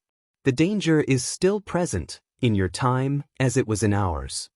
They were, after all, using the excuse of Izuku dragging Hisashi by the wrist toward the hero merch store to maintain the skin contact needed for a continuous abuse of the quirk copying mechanism they discovered. Already, after a few minutes, they'd pared down the time needed for their hack to just 5 seconds, and Izuku could sense his library of quirks being stocked with all of the most useful things Hisashi had taken, edited or invented, for him to experiment with later. Niche, specific and interesting powers, like telepathy and infrared vision, and that wicked warpingu quirk that Izuku had seen the man use in Kamino to summon the League. He'd taken that one wholesale from its previous holder. For whatever reason, warp quirks are the hardest to modify. I had to wait years before the original user was willing to sell it to me. What about Kurogyri? Warp Gate is actually 3 quirks working in a weird combination. I wish I could fit them all together into just one. When they got to the shop in question, though, it had a big sign on the front window that read, opening at 11 o'clock, and a just-forming line of customers waiting to pick up their pre-orders. Oh hell no, Hisashi muttered under his breath. Right, I forgot about that. Don't worry, we're not waiting in line, Izuku assured him with a winning smile. Let's find something else to do in the meantime. Hisashi checked something on his phone, then perked up and led the way down the corridor to a different sector. Let's see, he muttered. Where is it? The tailor is in. He pointed to a small storefront designed to look like a wood-paneled closet. There was a small golden plaque on the door that Izuku couldn't read at this distance. Approaching it, the text resolved itself into a finely scripted brand name and a byline. Bespoke suiting since Izuku blanched. You're getting me a suit? Hisashi raised a brow. Why not? After all, he stared pointedly at Izuku's shirt, it's hardly the first time you've gone along with one of my schemes. The schemes? You've never once hinted to anyone at what you've done. What you helped me do dash. No. What you've done. Izuku looked down at his plain, black shirt and pants and remembered why he hadn't worn them in so long. His voice, he hoped, betrayed none of his sudden panic as he replied, Fair enough. What kind of suit were you planning on getting me? Something black, I think, Hisashi smiled, ringing the doorbell. Hides bloodstains. Izuku carefully kept his grimace off his face at the memory. Inko's phone dinged with a new message from Hisashi. She opened it and promptly burst into giggles, drawing attention from passers-by and her son's homeroom teacher, who was accompanying her through this portion of the supermarket to get snacks for all the 1A problem children. He was supposed to be guarding Midoriya and his father, too, but the man was painfully weak to being mothered and Inko had taken blatant advantage of that to give Izuku some time with his father for once. Look at this, she wheezed, holding her phone up to the pro hero. Ha ha. It was a photo of Izuku in some fancy shop, staring pleadingly at the camera while 3 different people measured him with tape and a 4th person held several swatches of fabric up against his arms. "He's miserable," she giggled again, wiping at her eyes. "Hisashi, you scoundrel." A second photo arrived. Izuku was fumbling with the cufflinks of a very nice black shirt. His little frown. He looks so determined. Inko laughed so hard she snorted, and that only made it worse. Aizawa waited patiently for her to catch her breath, a very unimpressed look on his face. "Oh, don't worry about them," Inko hand-waved. "Hisashi is a pest, but he means no harm. He's much better than he used to be." A raised eyebrow. Inko's cheeks pinked as she realized the slip. "Walk with me," she said more quietly, "and I'll explain." Several years ago. Inko's phone buzzed loud enough to wake her up, with the distinct ringtone she'd picked for her husband. It was 2 a.m. What the hell? "Hisashi." She yawned, squinting at the screen as the video feed loaded. Then, "Oh no, Hisashi, what happened?" Her husband looked terrible, like he hadn't bathed since he left, with shadows under his eyes, and was that a bruise on the side of his face? And the haunted look of him, the way he kept glancing off-screen at something Inko couldn't see, he was in trouble. "Inko," he said, voice hoarse, I have a problem." And he explained, in halting words, just what that problem was. Inko couldn't believe she'd never noticed at the time, but in hindsight, when she had time to think about it the next day, it made a lot of sense. Hisashi's mercurial moods, the way he would sometimes stay out later than he intended, the way he was always emptying the trash before she got home from her own outings. "I've been hiding my struggle with substance abuse since we got married," the man on the screen choked out, and she listened to the entire painful story, feeling cold and furious and more exhausted than she'd been when she went to bed. Apparently, his luck in avoiding the authorities had finally caught up to him when he went overseas, and an American underground hero had caught him during a larger sting operation on street dealers. Thankfully, the state he'd been arrested in was one that believed more in rehabilitation than punishment, and he'd been offered a deal, a year in rehab, and he would avoid time in prison. I know it's not enough to undo what I've done," Hisashi's voice quavered. "But I'll keep sending money home." "Until you come back," Inko nodded solemnly. Hisashi hesitated. Looked past the screen again. "That I don't know when I'll come back," he whispered. "It's better if I don't return, for a while. I'm a danger to Izuku like this." Inko had protested, but he'd refused to hear any alternatives. "I'm so sorry, Inko," he said, tears welling up in his eyes. "I promise, I'm going to change." And we were out of contact for several years after that, Inko concluded to the wide-eyed Aizawa, picking out several boxes of frozen dumplings from the shelf. "He got in touch with me again yesterday, a bit out of the blue, and spent all morning apologizing and promising to make it up to me." They hadn't discussed finances, but the lump sum that had arrived in her accounts at noon had been a very clear indication of his sincerity, she thought. "Not to judge," the man murmured, "but you trust that promise?" "He's kept all the others," she said. "Monthly funds, adjusted for inflation, and, well, he has changed," Inko supposed. "Hisashi never had much interest in our son before. I used to think it was the diagnosis unexpressed quirk," she explained, "as close to quirkless as you get nowadays, but seeing them, I think it was the drags that dulled his mind. He was never this happy before." Just then, they were rejoined by the detective, Tsukachi, who'd stepped out for a phone call. The man looked deathly pale as he reached them. "Midoriya-san," he managed to gasp out, catching his breath. "Do you know where your son and husband are? We need to regroup." "Oh, well," Inko checked her phone. It was nearly 11. Goodness, time sure flew.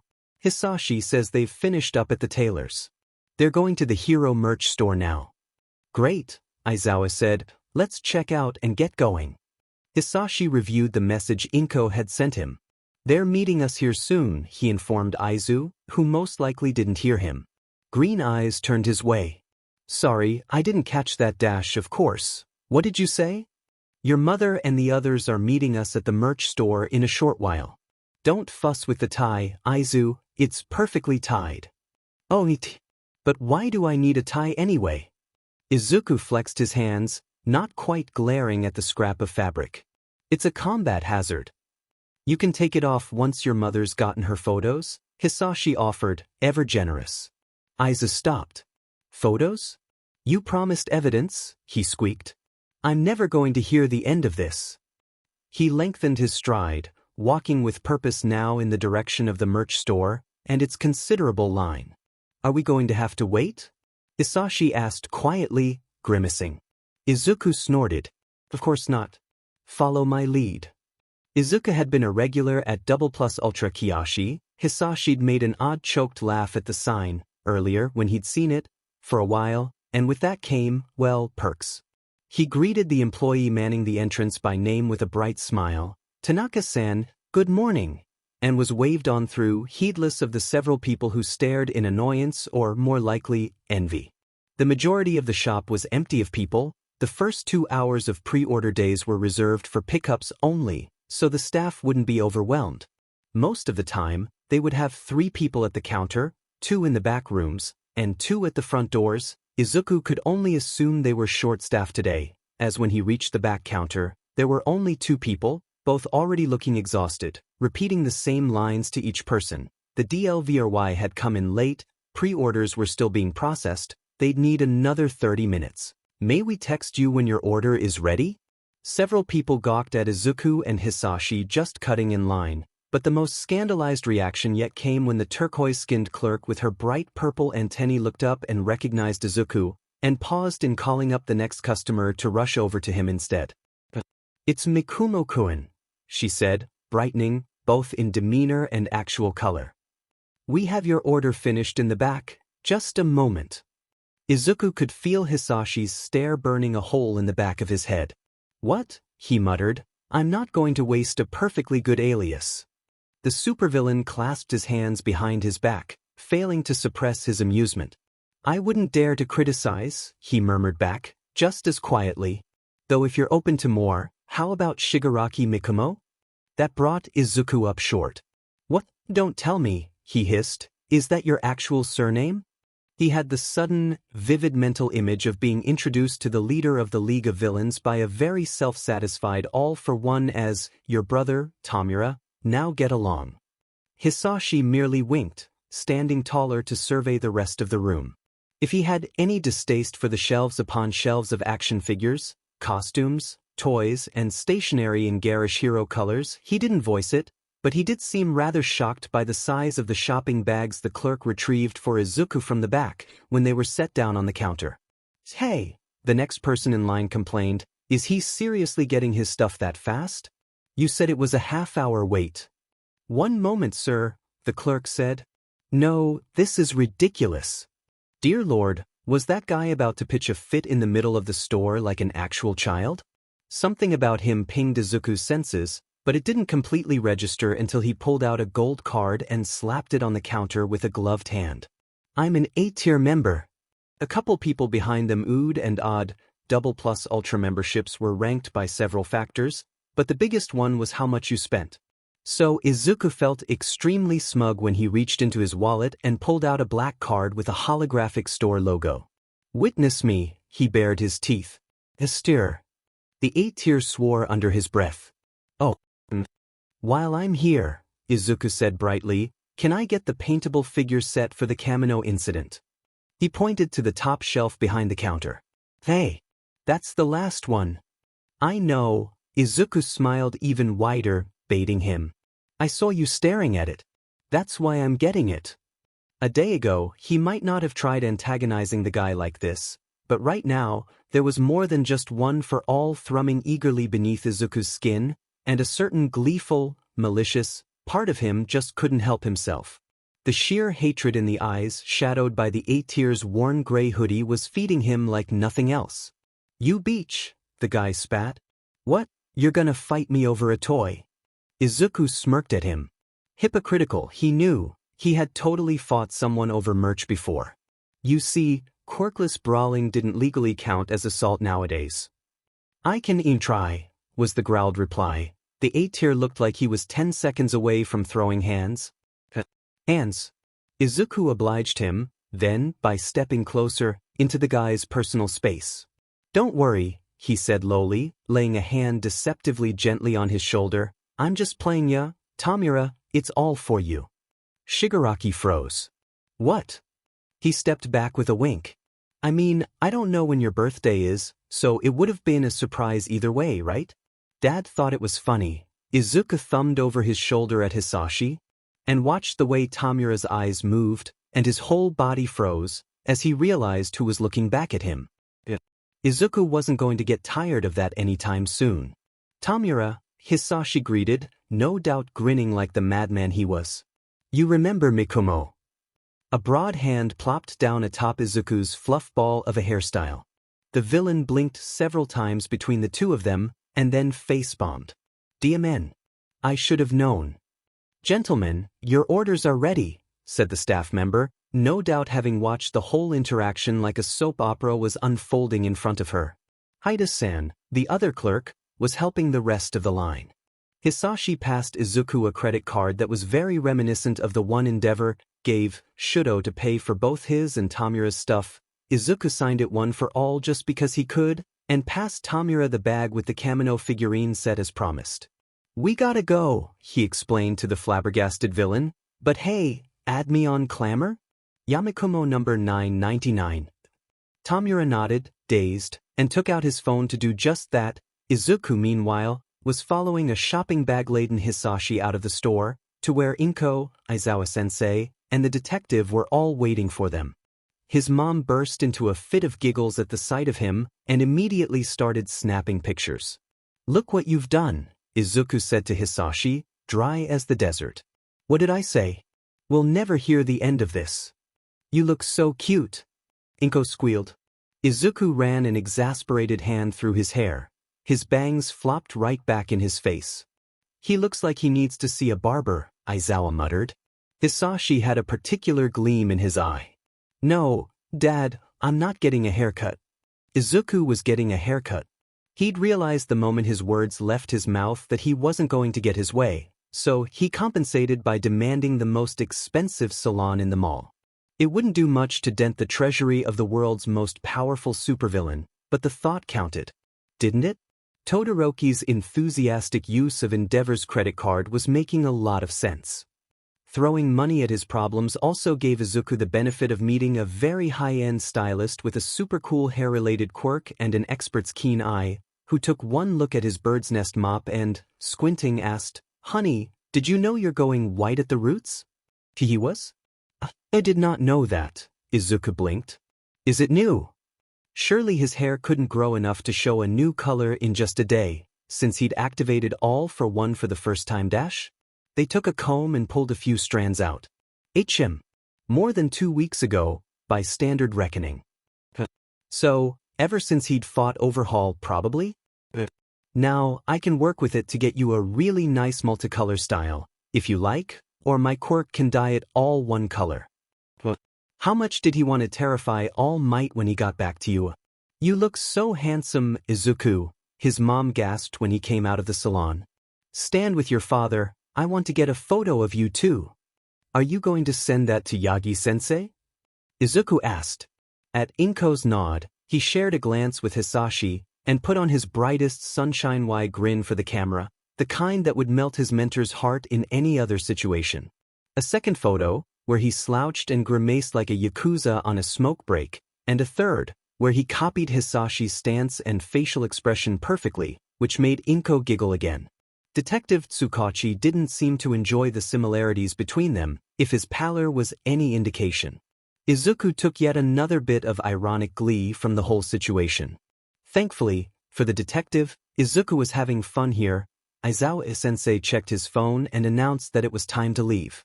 "If you don't have anything else to do." Izuku opened his mouth, then hastily shut it under his teacher's red-eyed glare.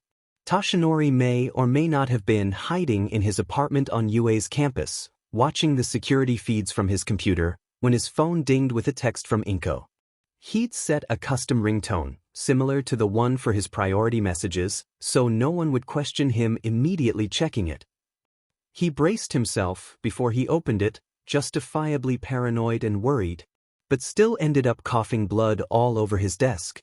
Spite, and the motivation for petty vengeance, drove him to his computer, to the file with the contact info Midoriya Hisashi had left a day ago, and to a WikiHow page on spoofing your phone number for texts, because he damn and well wasn't risking all for one getting his actual number when he sent the BSRD a text of his own. The car was waiting at the gates while Aizawa's ID and information validated with the security system, when Hisashi's phone chirped. "I can't believe you've done this." He snorted.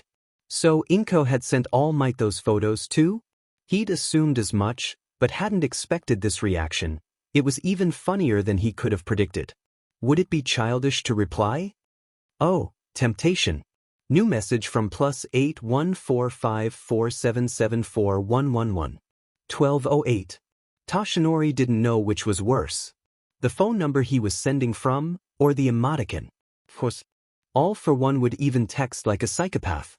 He looked up at the security feeds again. The gate was opening. Toshinori grimaced. The walls wouldn't have stopped All for One, but it still rankled that they were just letting him in. Oh, how he wished young Midoriya knew the truth. Izuku froze halfway out of the car as realization dawned. Holy shit. All for One is on UA grounds. How the hell did he manage to negotiate his way into his enemy's stronghold? Nedzu was giving them an apartment in the dorms. Speaking of which, parental supervision. Actually, scratch that, he'd met Tamura.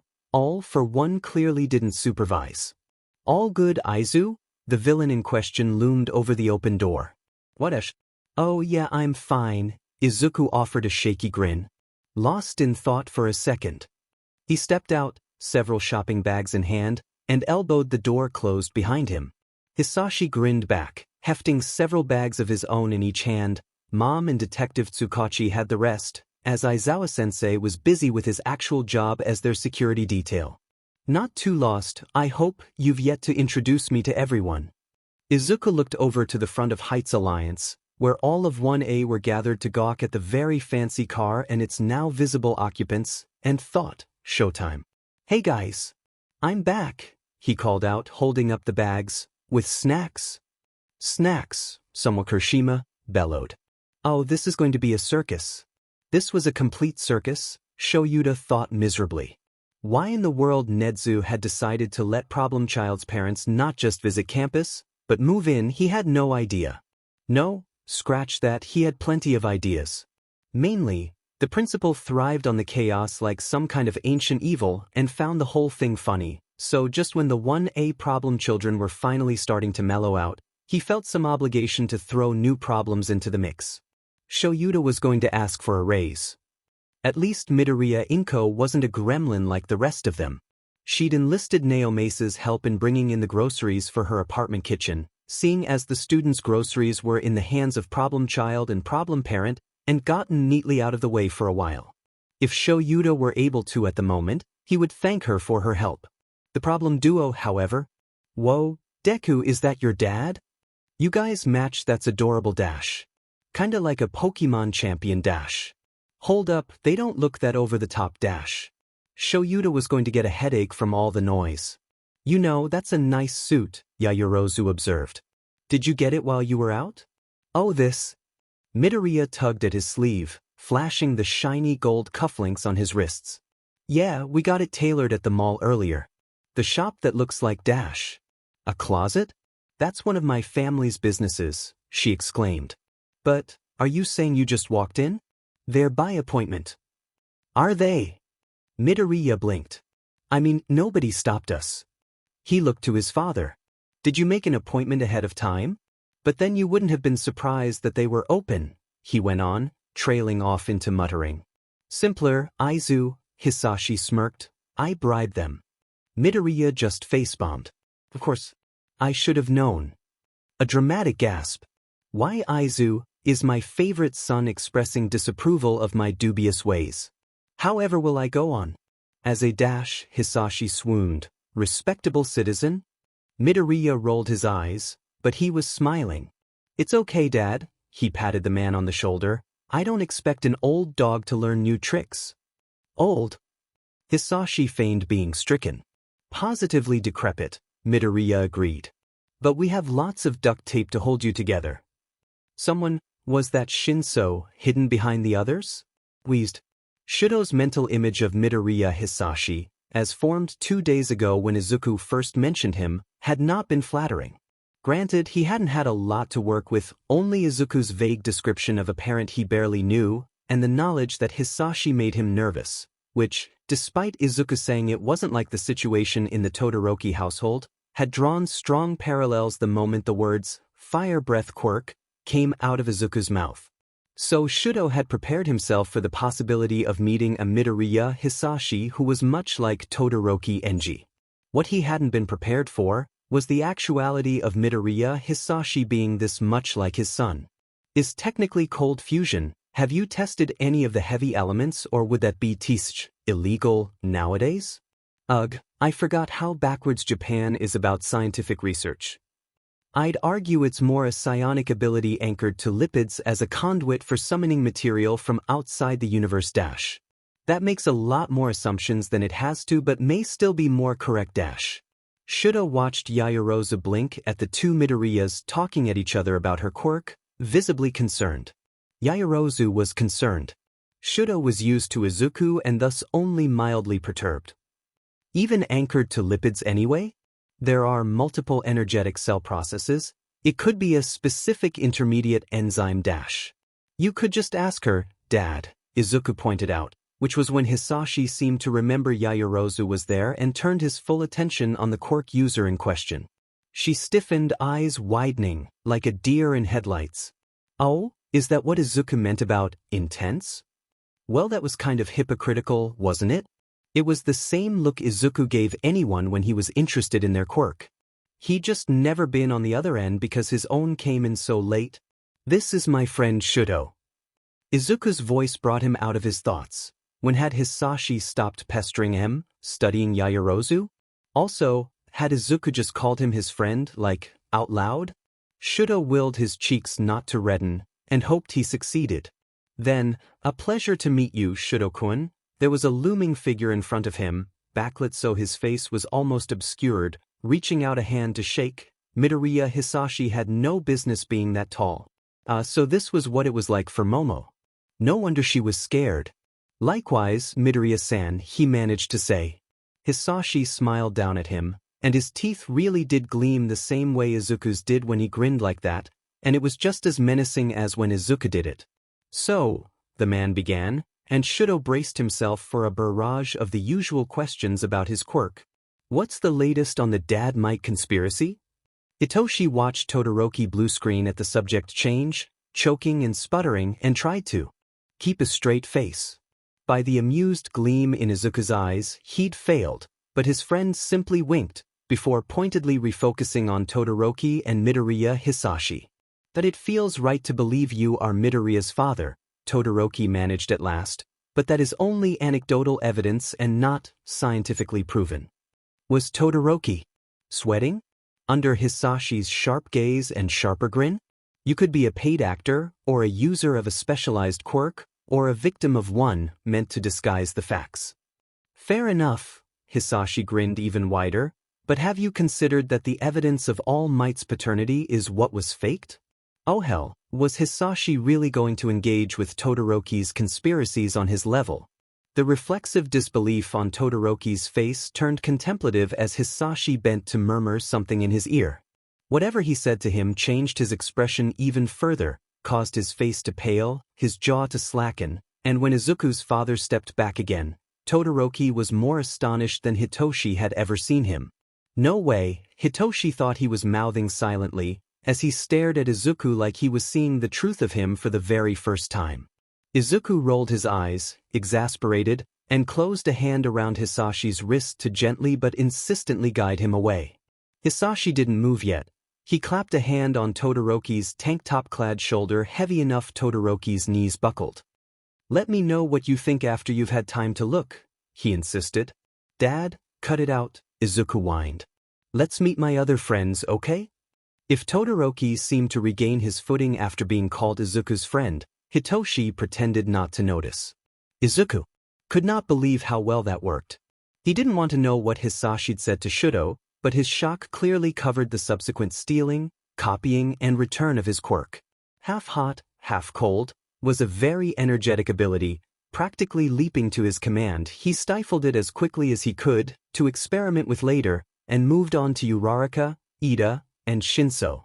Hisashi's ease with initiating handshakes and shoulder claps while he spoke to people was ridiculous, and as long as Izuku held unobtrusively onto his wrist, the power of all for one was with him. He was so hyped to try and study Uraraka's gravity quirk, it wasn't just floating things, he was sure, and breaking down Ida's engine into components to recombine later. He was going to be a way tougher guy to get a copy off of. He didn't readily accept any physical contact, no matter how short a time frame, and he also rarely slept, which further narrowed their window of opportunity. Perhaps if they got the drop on him and Hisashi used a quirk that could modify memory, wasn't there a villain rumored to have that ability, some information broker in the underground? Hisashi surprised Izuku by not offering Shinso a hand at all. It surprised Shinso, too, who'd clearly expected the overbearing behavior, judging by the hunch of his shoulders and the tension in his stance. He nodded a greeting, beginning to relax again. "Nice to meet you, Midoriya-san." "Likewise, Shinso Hitoshi." Hisashi smiled politely. Then, more quietly, so that Izuku doubted anyone but Jair might have heard, "I believe I knew your parents." Shinso went very still. His eyes flicked between Hisashi and Izuku with something like dawning understanding or dread. "That have we met before?" he asked in a murmur, not a whisper, because whispers carried. "It's nice to see," Hisashi answered without answering. "What good friends there are here, for my son." Izuku put the pieces together with terrible ease. All for One clearly had a pattern of rescuing victims of child abuse. Shinso had been in the foster system, which meant he probably knew exactly who Hisashi was. But further contemplation of that little fact was abruptly, luckily, cut short by the high, delighted shriek that rang out from the doorway. Eri had arrived on the scene. "Deku!" she cried, dashing out of Aizawa's reach and into his arms. "You're back." "Yup," Izuku offered a winning smile. "I sure am." "You got a makeover," she informed him solemnly, as if he wasn't aware. "Now you look just like Dash." She froze, looking over his shoulder with startled eyes, and Izuku braced himself, because did she remember lending Riwen to Uncle Sashi? What? Eri wriggled out of Izuku's hold and ran right up to Hisashi, who had to kneel to accept the hug the child was offering. Being over 7 feet tall had its drawbacks sometimes, didn't it? "Hello again, Miss Eri," he returned politely. "I see you're doing well." "It's been forever," said Eri seriously. Then she giggled as Hisashi swept her up onto his shoulder. "Yay! How do you know Mr. Hisashi, Eri?" asked Ishido in that particular tone of voice people always use with small animals and kids. "The rest of us only met him today." "He was Grandpa's Aniki," Eri announced from the high ground. Grandpa kept their sake cups on a shelf. Despite the looks that everyone was now sending each other, Hisashi, and him, Izuku felt only relief that this meant Eri didn't recognize All for One as, well, All for One. He should have known she wouldn't. Normal children weren't expected to keep such things secret. He'd been special. Several years ago, Izuku twitched awake at the buzz of his phone under his pillow, 3:15. He thumbed the alarm off and slid soundlessly out of bed, into the stillness of the silent night air. It was the work of minutes to change into the plain clothes he'd prepared hours earlier, to comb his hair back with gel and hide it under a knit cap. A bag, similarly readied well ahead of time, sat by the bedside table. His phone, now on silent, received a notification. 1 minute later, he stepped into the portal that opened in front of him. Problem Child's mother had decided to make everyone dinner, which meant she and several other students, and Eri, had already started cooking. This was an improvement only in that Shoyuda could devote his specific attention to Problem Parent again, in the process of re-evaluating just what kind of problem he should expect him to be. Yakuza ties. That explained so much about Midoriya Hisashi, actually. His absence from the paperwork submitted with Midoriya's UA application. His actual absence, of several years' span, that Shoyuda had noted idly on the background check Nedzu ran on all applicants. It explained why he wasn't a hero, despite having a strong and marketable quirk, one that he was currently and grudgingly demonstrating for several members of 1A outside the dorm. "It's a fire hazard, so we'll go outside," Hisashi had said, simple as, oblivious to the incredulous looks from Bakugo and Todoroki. "I don't care if the building is fireproof. You don't play with fire or explosives indoors." Hisashi was old-fashioned, like a grandparent, or like someone raised according to strict traditions, Shoyuta saw.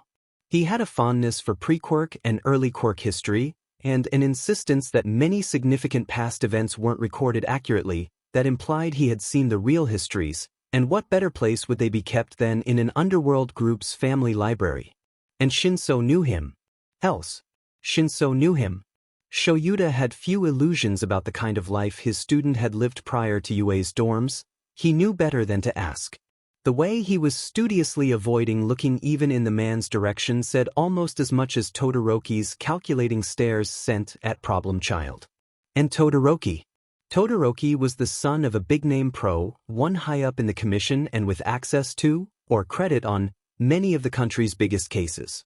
His son would have seen and overheard more about criminal organizations than most sidekicks did, had probably been grilled on the known players in the underworld, the untouchables with politicians in their pockets, who couldn't be arrested without the most solid evidence, before he even went for his internships. Did he want to know what Hisashi had said to Todoroki? Problem parent didn't carry himself like a criminal, though. Even when he'd been confronted with 2 pros and a civilian detective, in his own home, unannounced at an early hour. Shuda's entire line of work depended on his understanding of body language, and Hisashi simply didn't move like a combatant. He looked and dressed and acted like a businessman, as morally gray as anyone who made their fortune in business was. Add to that what Inko had said about a supposed drag problem and years in rehab, a plea deal if Shoyuta had ever heard one, and it seemed ever more likely that Hisashi was simply a financier, one who'd gotten in good with the shy Hasaikai in Eri's grandfather's time, and very carefully picked a good time to get out. Yeah, that made sense. Eri's grandfather had been an old man, and he'd called Hisashi his Aniki. How old was Midoriya Hisashi anyway? Izuku watched Aizawa watch Hisashi and just knew he was drawing conclusions. Probably not the right conclusions, not yet, but he'd get there eventually, if Nedza didn't just tell him. Why hadn't Nedzu told him? Why hadn't All Might when he got back from dinner yesterday? Tsukachi had introduced himself as All Might's civilian representative, and even he hadn't known. This was odd. Unless... He glanced out the window to where Hisashi was continuing his fire breath demonstration, shooting a whip-thin jet of flame some 20 meters into the air like a signal flare. Shuda was taking notes on his phone, shaping his hand in different ways to mimic the tongue control method in fire breath. Eri was cheering and clapping her uncle, Sashi, from a safe distance. Now she'd gotten bored of cooking lessons. He didn't just have a little cousin, he had an older brother, who he'd told to message him on Clamor more than 2 hours ago. "Back in a minute," Izuku said loudly for the benefit of anyone within hearing range, and fled upstairs to the bathroom nearest his room, frantically unlocking his phone. Musing over Nedzu's true loyalties would wait until later. He needed to follow up with Tamura now. Sure enough, Shigi number 000 sent a friend request. Accept decline block? Izuku accepted it, opened the P2P encrypted Holocom app, and sent Tamura a link to friend him there, instead. Less than 10 seconds passed before the first message came over Holocom. "Shigs, hey Brett. What the F is going on? Long story, Tamura NII. Don't call me NII-san. Okay. Ugh, you even type like sense. Is he really your old man? Not exactly. He's kind of adopted me?" And unlocked the copy of his quirk within One for All. Izuku meant to backspace that last bit, but he hit send instead. There was a long 30 seconds between then and Shigaraki's reply. "I guess you can call me NII-san if you want." Izuku beamed at his phone. Laughing face. "Great BC to Munii, you won't believe the bullshit going on today." "You swear?" "Only when no one who knows Kakin is around to hear it." "Kakin?" "Exactly." "Wait, the explosion's brat?" Face with tears of joy. Let's get back on topic. No, that's hilarious. Dad is in plain sight at you. The kid we rescued from Overhaul just recognized him as the Aniki of the old boss of the Shai Hasaikai. What? I helped him copy a bunch of my classmates' quirks. What, wait, copy? Turns out having 2 AFO users lets you perform a duplication exploit. Stuyo, Dalsitf. So to Munii, can I copy your quirk? Actually, wait. Even better idea. All for one might be a little bit of a bad influence on Izuku's metrics for reasonable behavior. You should come to UA as my older brother. Bruh. Come on, it'll be funny. It'll give Kaken a heart attack. The more he thought about it, the better it got. Come on, if Dad can do it, so can you. Just put on moisturizer and comb your hair. If you don't bring the hands, it's plausible deniability. Or you can claim to be your own twin brother. They never see through that one. Yamikumo. You absolute mad lad. I use her as my dump stat. This chaotic BS is impossible for me. What new? I don't have charisma. You got All Might to give you his quirk. You got Sensei to give you his quirk. There is no way you don't have high charisma. No, it's just plot armor to Munii, please. Izuku tried desperately to cover his maniacal giggles with one hand while he typed with the other. Look, the loopholes in security here still haven't been closed in the time I've been tracking them. Nedzu is practically inviting guests. I was thinking ABT it earlier, but he might be on our side actually. It's a loose hypothesis, but there is no way he doesn't know the situation, but he isn't doing anything to stop him? He hasn't told anyone from the staff that's present. Somehow All Might hasn't even shown up. It's suspicious. Yami, that just sounds like a trap for the rest of us. It could be? Izuku had deliberately not let himself overthink it yet.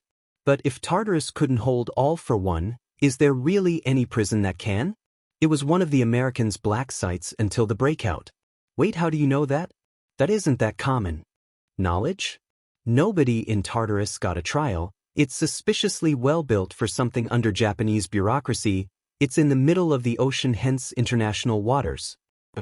Obviously not a lot is known about the other black sites remaining in the world. One of them is supposedly orbiting the planet in low Atmo, but I'm pretty sure he has every status immunity imaginable and will survive anyway. Do you really aren't someone to be f'd with, are you? Smiley face. It not like I have anything better to do. Warmer there than out here. Where are you, to Munii? Somewhere I won't be in 20 minutes. I'll tell Dad. No, let me tell him Izuku might be a little bit of a bad influence on Tamura's metrics for reasonable behavior.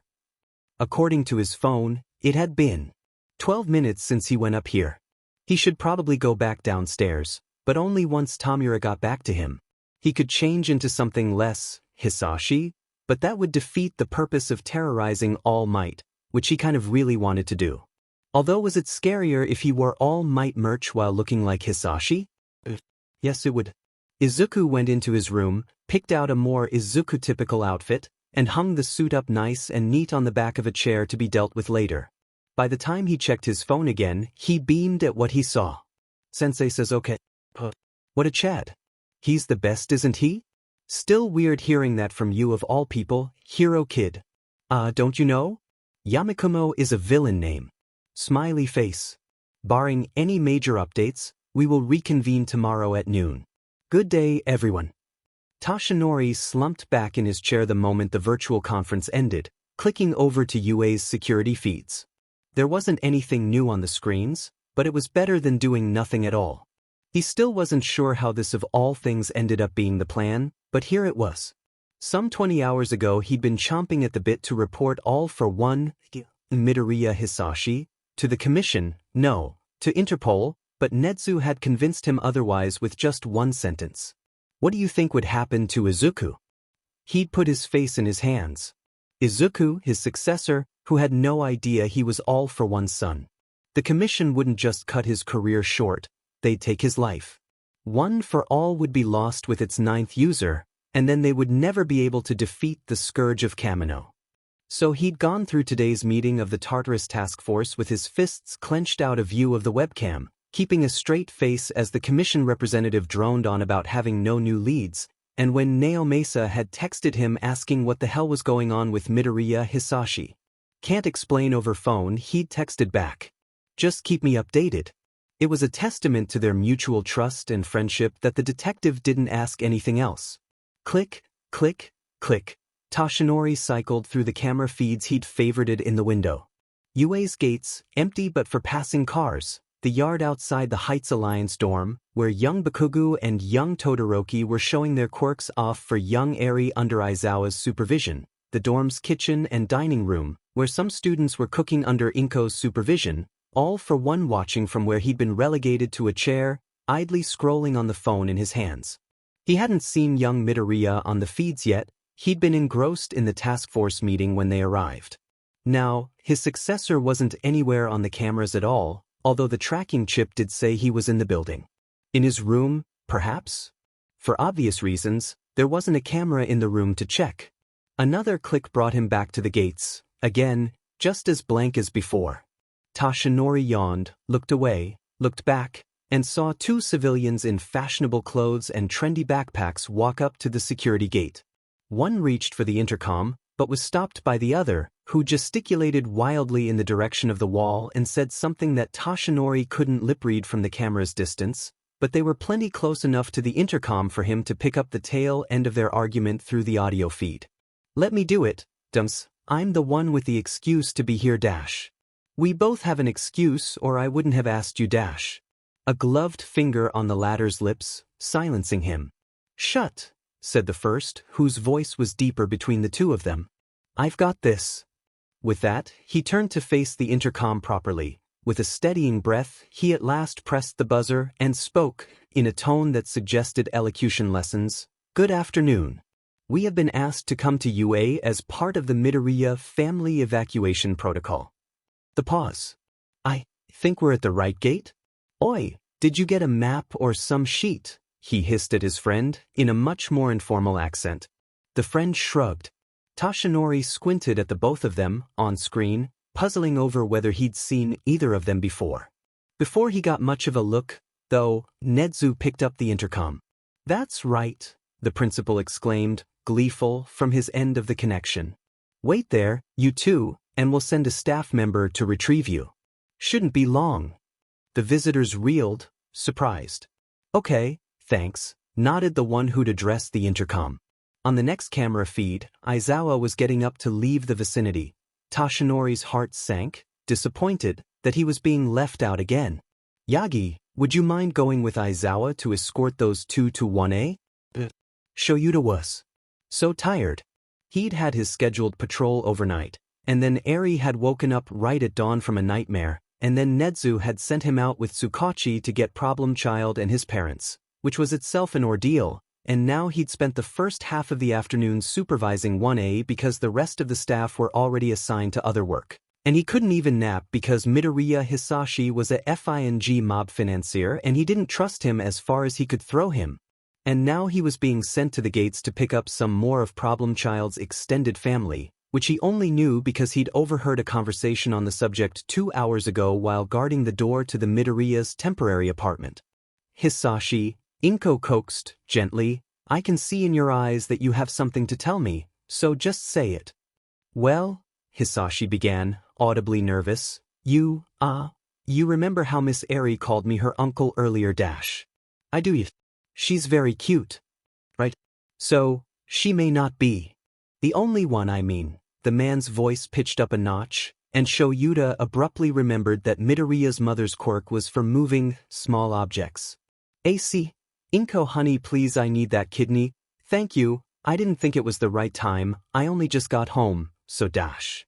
Hisashi, my dear husband, if you would simply tell me the situation without giving excuses? A choked gurgle. Am I correct in understanding you have adopted a second son? Without asking me. Yes. Is that a question or an answer, honey? Shoyuta was suddenly very grateful Problem Child only took after one of his parents. An answer, yes, I adopted him, he had nowhere to go I couldn't just leave him dash. Shoyuta gave up all pretense and pressed his ear against the door to listen further. Hisashi, presumably, was on the floor catching his breath.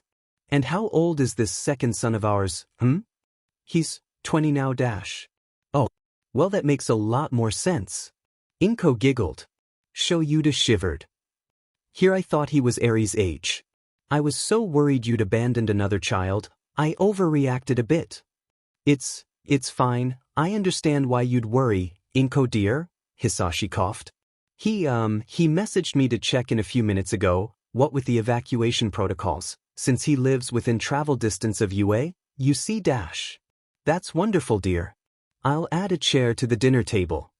Footsteps approaching the door, Shoyuta stepped hastily out of the way. He asked if he can bring a friend? Of course. The door opened, and Shoyuta was witness to the sunny smile on Midoriya's mother's face as she led Hisashi out by a solid hold on the wrist.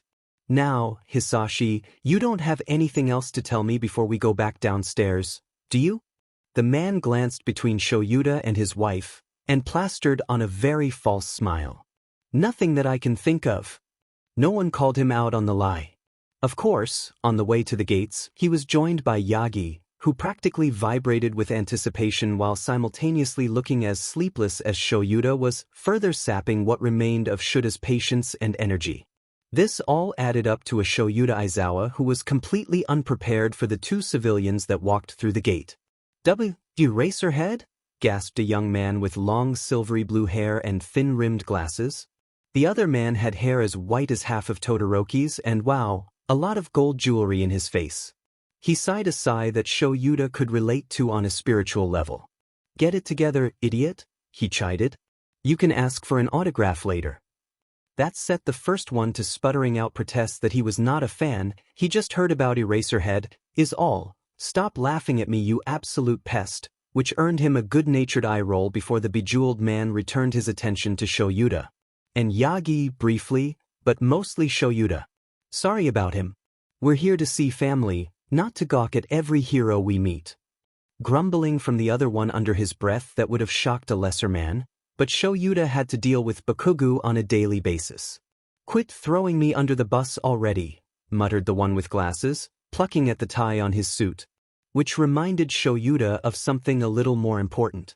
What are your names, anyway? The white-haired man sent him a look that Shoyuta found increasingly familiar, and summoned up an equal level of anticipatory dread. Tuya, he said. Todoroki Tuya. You can't just say it, the yet nameless civilian hissed.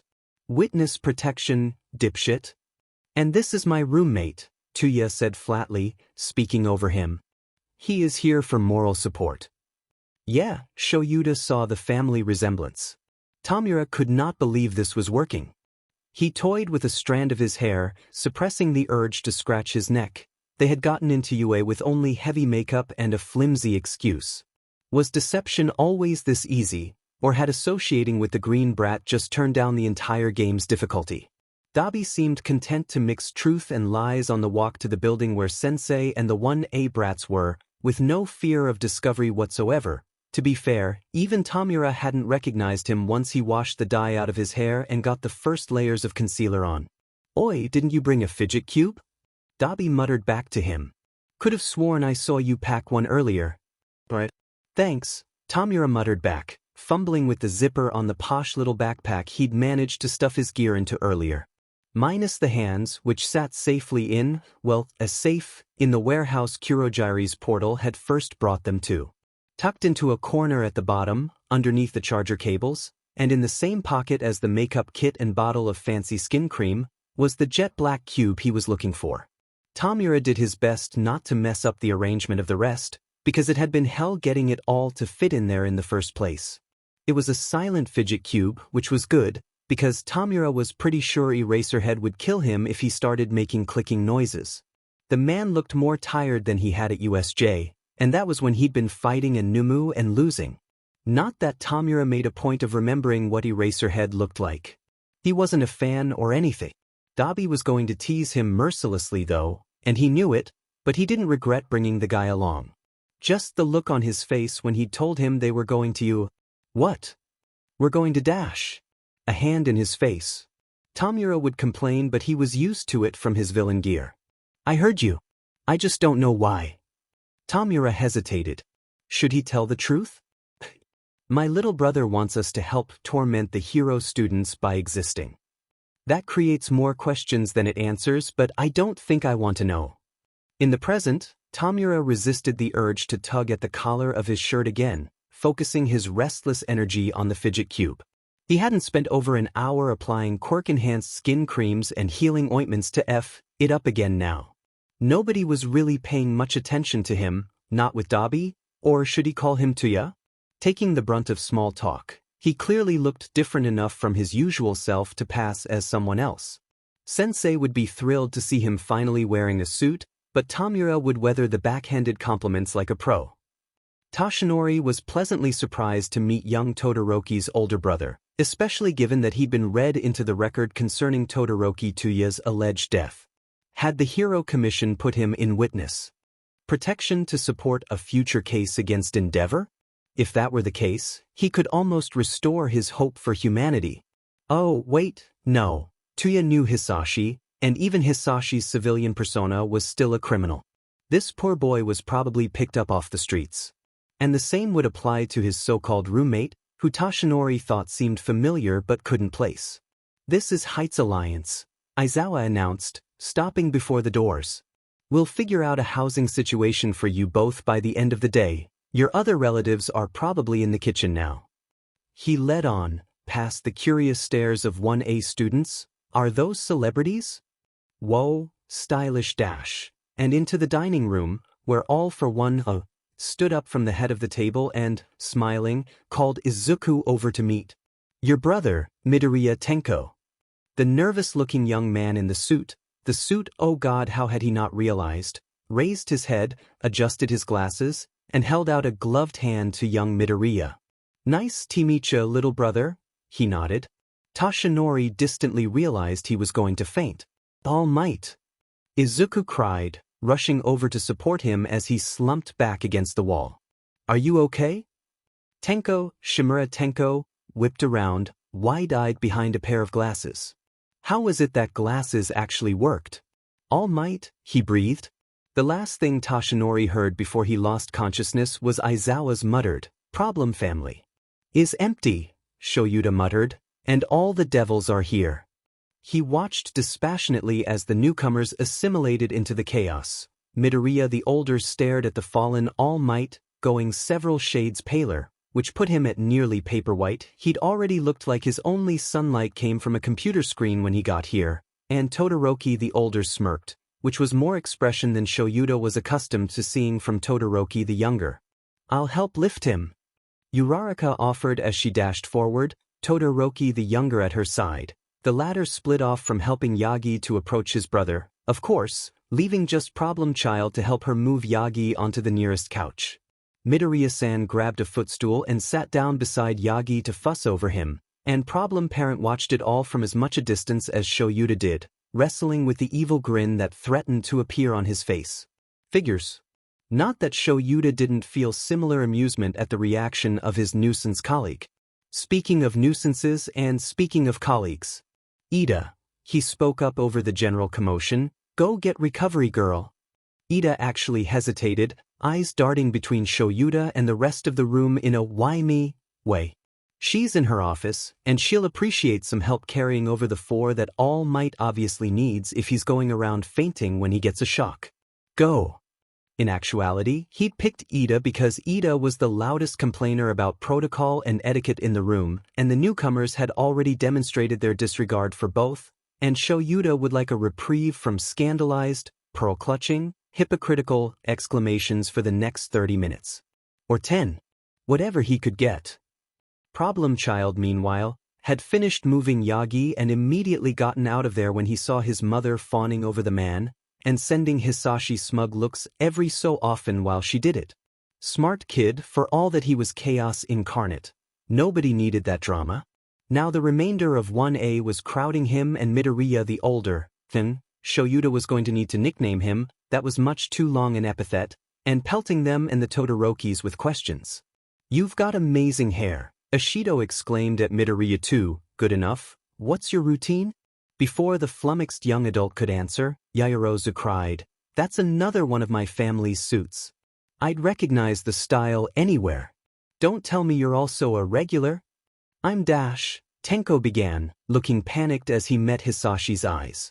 If only I could convince him to dress this well all the time, problem parent sighed dramatically from the kitchen table. How did he get his voice to carry that well?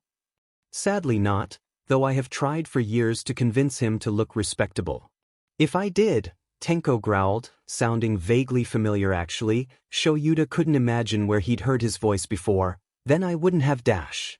Don't let him get to you, Tenko-nai. Izuku laid a hand over the taller boy's face. Bakugo twitched and went pale, not that Shoyuta noticed it.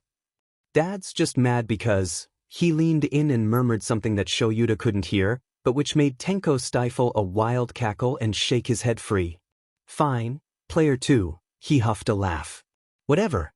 Introduce me to all these brats so I can forget their names in 20 seconds? Cue another round of introductions.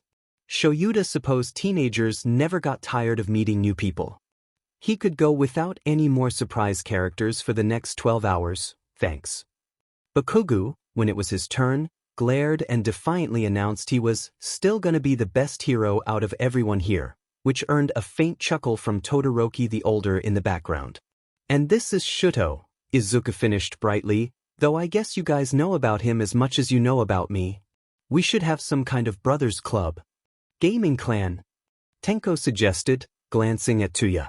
I mean, Stapleface and I already play League Dash. How about something newer, Tuya drawled, like the MMO you've been catfishing neets on all week. I know you have an actual account. I don't have a PC, Todoroki the younger pointed out. How about a group chat? Ooh, join our group chat. Hagakure leaped in the air from somewhere in the back of the crowd. The big clamor server with everyone in it, I mean. Sure, I guess. Tuya shrugged and pulled out a shiny gold 100,000 yen phone. Uraraka staggered in the face of the obnoxious waste of money. Shuto stared at it, calculating. Then he announced, I'm going to get a new phone to match. With Endeavor's credit card. Add me to the family plan, Tuya suggested, exactly as deadpan. I'll let my other friends use it as a mobile hotspot. Let Tenko use the Wi-Fi to seed movie torrents, Problem Child suggested, and Shoyuta supposed he had better step in before they made any eviler plans under his nose, lest Endeavor hold him personally liable for the million-yen phone bill that would come of this. Before he actually bothered to step in, though, someone, Kaminari, asked, what about? You guys though, what are your quirks? Actually, Tenko said, I'm quirkless. Holy FING sheet. He'd actually said it. Dabi tried not to stare in open disbelief at the one person he knew had the most quirk accidents, boldly claiming he didn't have a quirk at all. From the look in Tamura's eyes, the gleeful BS dirty couldn't believe it either. The hero brats seemed shocked at his admission, especially Explosion's brat, who definitely knew what was up, from the look on his face, and now Dabi was trying really hard not to laugh. Greenie, Tamura's brother. Which seemed highly unlikely, unless he was Sensei's kid, and that would mean Midoriya Hisashi was all for one. Oh hell no. Anyway, Greenie was looking as surprised as the rest of the class, letting go of Tamura's wrist and opening his mouth to say something, but was interrupted by a loud chirping timer from the kitchen, and a green-haired woman's abrupt rise from beside the down symbol of peace. The whole group migrated into the dining area, sweeping Dabi and Tamura along. It was time for dinner. It was noisy enough that Dabi half expected All Might to wake up from his dramatic faint, but he didn't. More importantly, he got seated next to Shuto, opposite some purple-haired kid and Eraserhead. The other brats were piling into seats according to their usual seating order, or whatever. Dabi didn't pay attention to them so much. He was busy eyeing the head of the table, where All for One was sitting. There was a yet empty chair on his left and Greenie on his right, and Tamura was sat next to Greenie, fidget cube in his hands. The moratorium on chatter held only as long as it took for green-haired lady, Midoriya Inko. Shuto identified her in an undertone for Dabi's benefit, and several of the students to get all the serving dishes onto the table. Apparently Inko had a telekinetic quirk, so it was fast.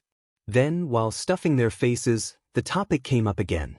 So, you're really quirkless? Exclaimed Ponytail Girl, between prim bites of a dumpling. Ugh, posh nonsense, Just eat it in one bite like it was meant to be eaten. Others joined in, expressing their surprise at how young Tamura was to be quirkless, or giving him sympathy for his diagnosis like it was some kind of disability, and that was starting to get on Dabi's nerves faster than he and Shudo could empty their bowls of delicious, cold soba, because his brother Natsuo was quirkless and practically the same age as him or Shigi. What the f did they teach kids these days? For the record, he decided to say, loudly, I'm also quirkless. Effectively. But why? Asked one kid with a kind of dumb face. What do you mean, effectively? Everyone's attention was on him now. Dabi attempted to be nonchalant. It's an overpowered fire quirk with no failsafe against getting burned. He gestured to his face and arms. Under all this makeup, it ain't pretty. This garnered several reactions. Shudo stopped eating his soba and stared at him contemplatively. I'd wondered about that. The report said you burned to death. From the pink girl with horns, that's makeup. And a tiny kid sitting next to Eraserhead gasped, covering her mouth with her hands. I don't use my curse either, she exclaimed, then confided, in what amounted to a stage whisper, I was scared for a long time. It made my papa disappear. What, like he left? Tamura asked bluntly. No, the girl turned wide red eyes on him. I reached out like this, she held out her hands, and he went poof.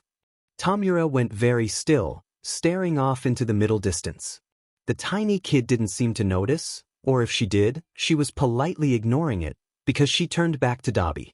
I have control of it now though, I think. I could rewind the scars away.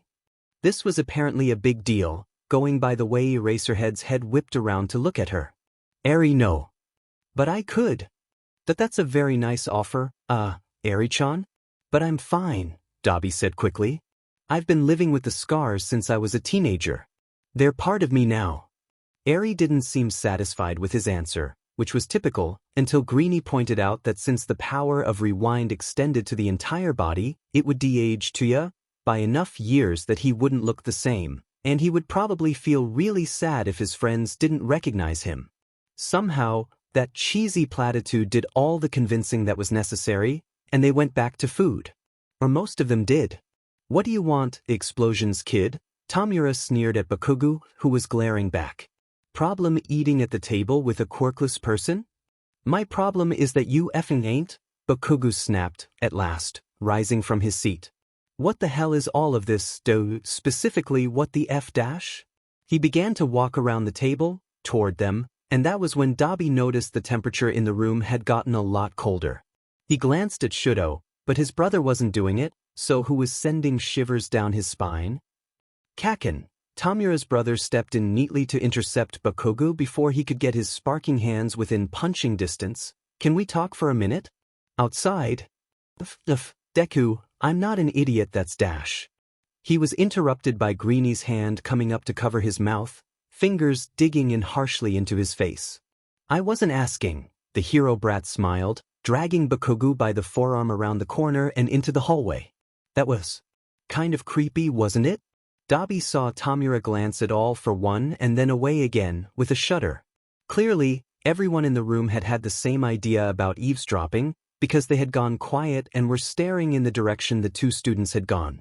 There was a muffled yell, stifled by Greenie's hand, probably, and a soft thud against a wall, and then Midoriya was speaking, his voice carrying more than a private conversation deserved. Kaken, they heard, do you have a problem with my brother? Of course I do. Bakugu fumed, shockingly, quietly, that be is dash. Quirkless, Izuku must have covered his mouth again, stifling the yelling before it began. The way I was quirkless. Wait, that kid was quirkless? If he used to be quirkless and now he wasn't, and he was all for one's kid, did that mean dash? Dabi glanced at Shuto, whose eyes were the size of dinner plates, and nudged him. Did you know about this? He muttered under his breath. Shuto said nothing, only glanced in the direction of All for One, and Sheet. Okay, they were thinking the same thing about that, weren't they? Anyway, you weren't. Quirkless, Bakugu protested, gasping for air. You had a latent quirk dash. I was effectively quirkless and you bullied me for our whole lives over it. Midoriya interrupted, louder, and Bakugu squeaked, whatever struggles he was making subsiding. Do you think I forgot? My forgiveness only goes so far, Bakugu. He called him Bakugu, the pink-cheeked girl gasped. That's not Dash, Bakugu tried to interrupt, again, and there was another thud on the wall. Let me make this very clear for you, Midoriya hissed, his voice sending a chill down Dabi's spine, the likes of which he hadn't felt since Kamino Ward.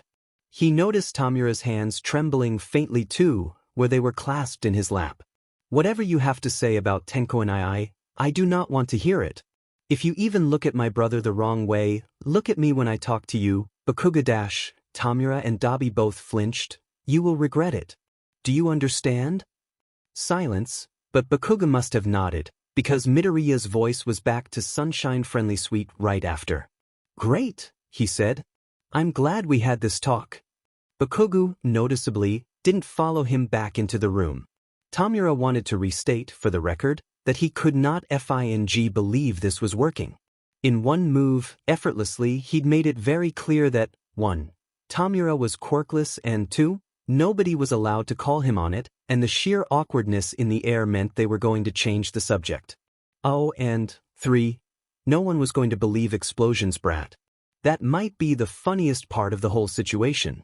Thanks, he managed to croak out when his brother returned to his side. You didn't have to do it, but thanks. Of course I didn't, Niken. Izuku beamed up at him, adding a dumpling to Tamura's plate, and that was definitely his Yamakumo grin from the mall earlier, full of restrained malice just like Sensei's grins were. But I wanted to. And Lord forbid someone try and stop him from doing what he wanted. Tamura almost wondered if Izuku was actually just Sensei's clone, like in that one super old vigilante manga. The protagonist of that series had white hair, too, didn't he? Does anyone else have a problem with my brother being quirkless? Izuku asked the group at large, and between his fierce posture and the way they'd heard him speak to Bakugu a moment ago, not a single person spoke up. All right then. He went back to his second bowl of katsudon.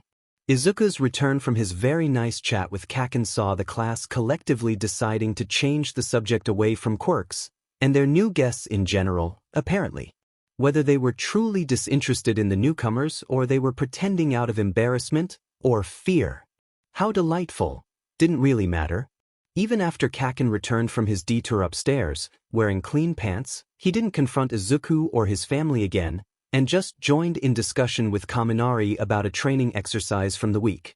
His mom kept getting up to fuss over All Might with Recovery Girl, who'd arrived with Ida about 10 minutes into the meal. Yagi-sensei had gone very neatly from a dead faint into a sound sleep, which was a bad sign in head trauma but apparently a very good thing in this case.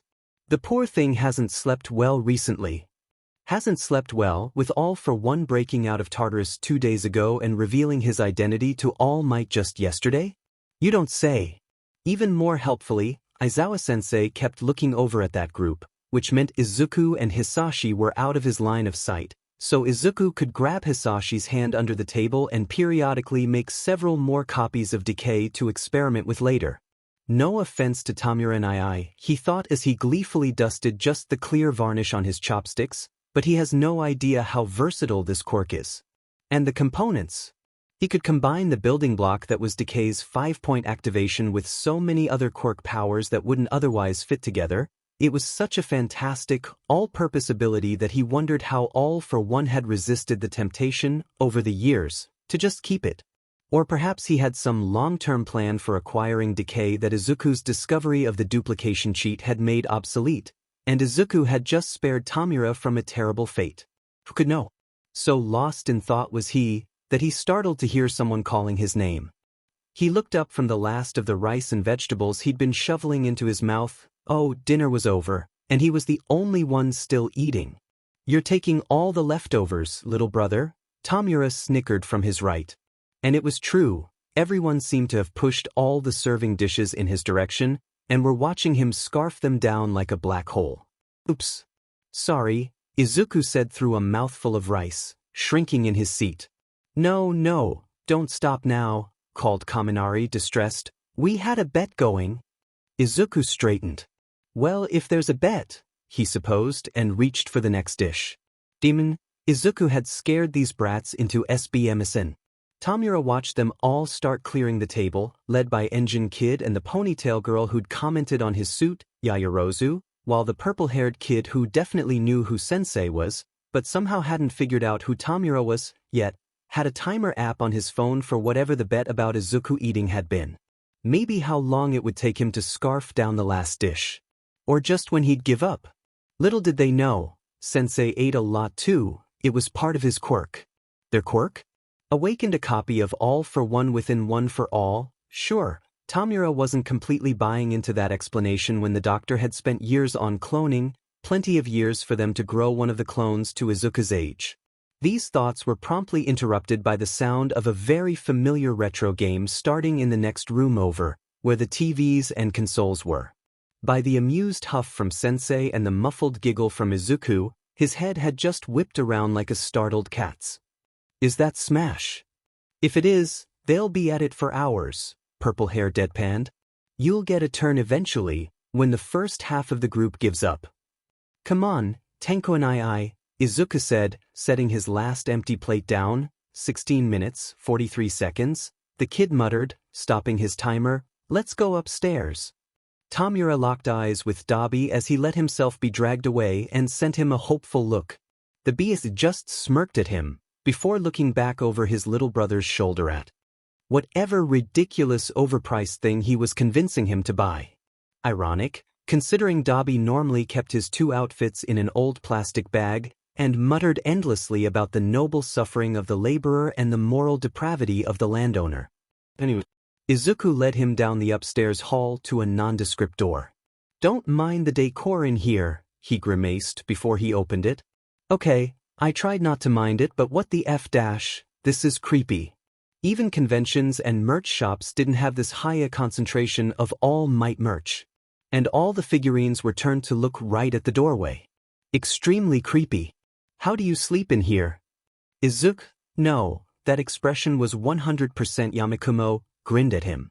I usually don't. His eyes gleamed, manic, in the way of the sleep-deprived. Tamura resisted the urge to flinch away. All right then. Here, sit, I'm sure you have a lot of questions about all of this. Yamakumo sat on his bed, which was blessedly devoid of All Might print sheets or some other such madness, and gestured for Tamura to take the desk chair. It's fun, right? Tamura thought back to the past 2 hours of chaos. It's FNG great. You made Bakugu piss his pants. Yami snorted. I totally didn't I? He can't even look at you. Or me. No charisma, but that was a critical success on intimidation. Yep. Yami sprawled out over his bed. I'm probably gonna get questioned about the bullying thing later though, he added, speaking to the ceiling. That wasn't a lie. What the F dash? Really? Yeah. A grin, not as manic as the one from earlier had been. It actually looked a little sad. He told me to jump off a roof and hope for a quirk in my next life. Tamura went very still. How dare that brat? When? Same day I became All Might's successor, actually. Bruh. Ironic, I know. Yami plucked a pencil off his nightstand and expertly threw it point first into the ceiling, where Tamura now saw a sketch of overhaul had been taped up. There were holes in all the vital points. Right. Yamakumo was the one who took that a-hole down. It's like you're a shounen protagonist, Tamura muttered, grudgingly impressed. Sign in. Huh.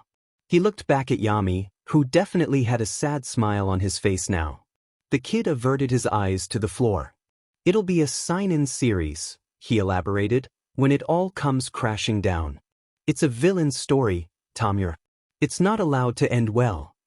Downstairs, All Might bolted upright out of a dead sleep, with a look of utter certainty, and 2 terrified words in his mouth. Young Midoriya. So this is what goes on first? Shudo squinted at the fine print on the bottom of the label. Tuya turned it to the side with the medicinal directions.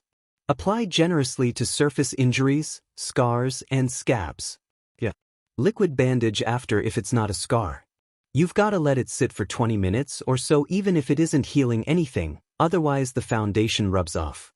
Tuya's whole makeup kit had been unpacked and laid out in the first-floor bathroom, after Shudo had admitted, during their online shopping spree, that he was curious to see what he looked like without his scar.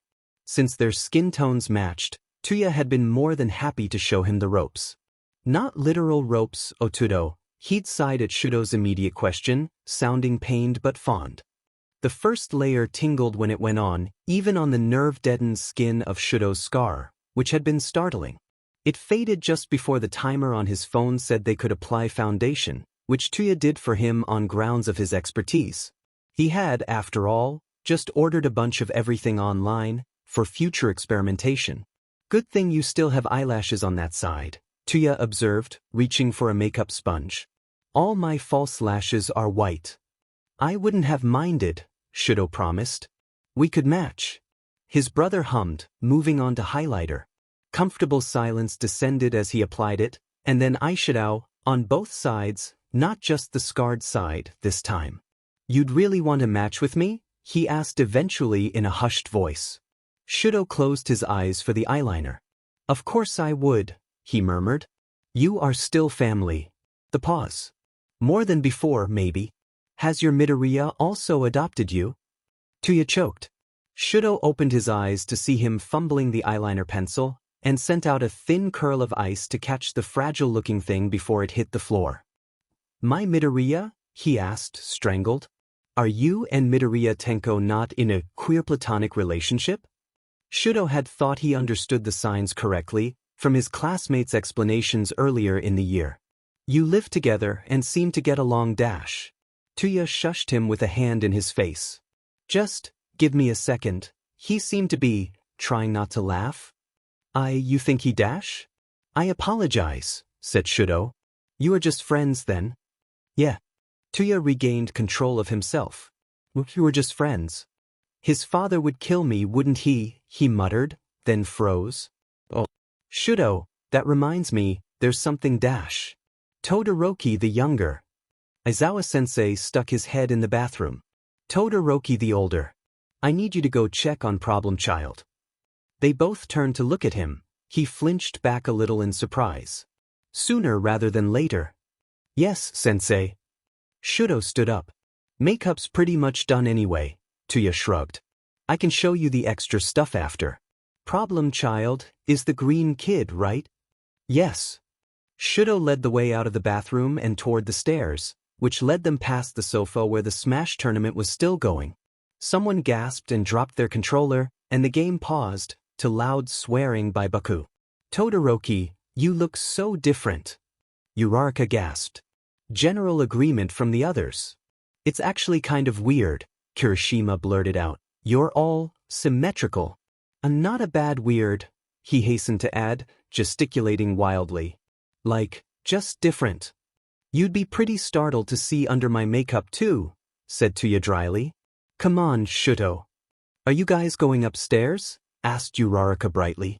Deku's up there with his brother, isn't he? I've already pretty much lost, I'll join you. She stood up, handing her controller off to Kaminari. Ida also rose, and Yaoyorozu, and Ishido. Shudo considered whether Aizawa-sensei had wanted all of them to go upstairs, seeing as he had specifically asked him, but the man seemed too busy in the living room, calming down a frantic All Might, for him to check.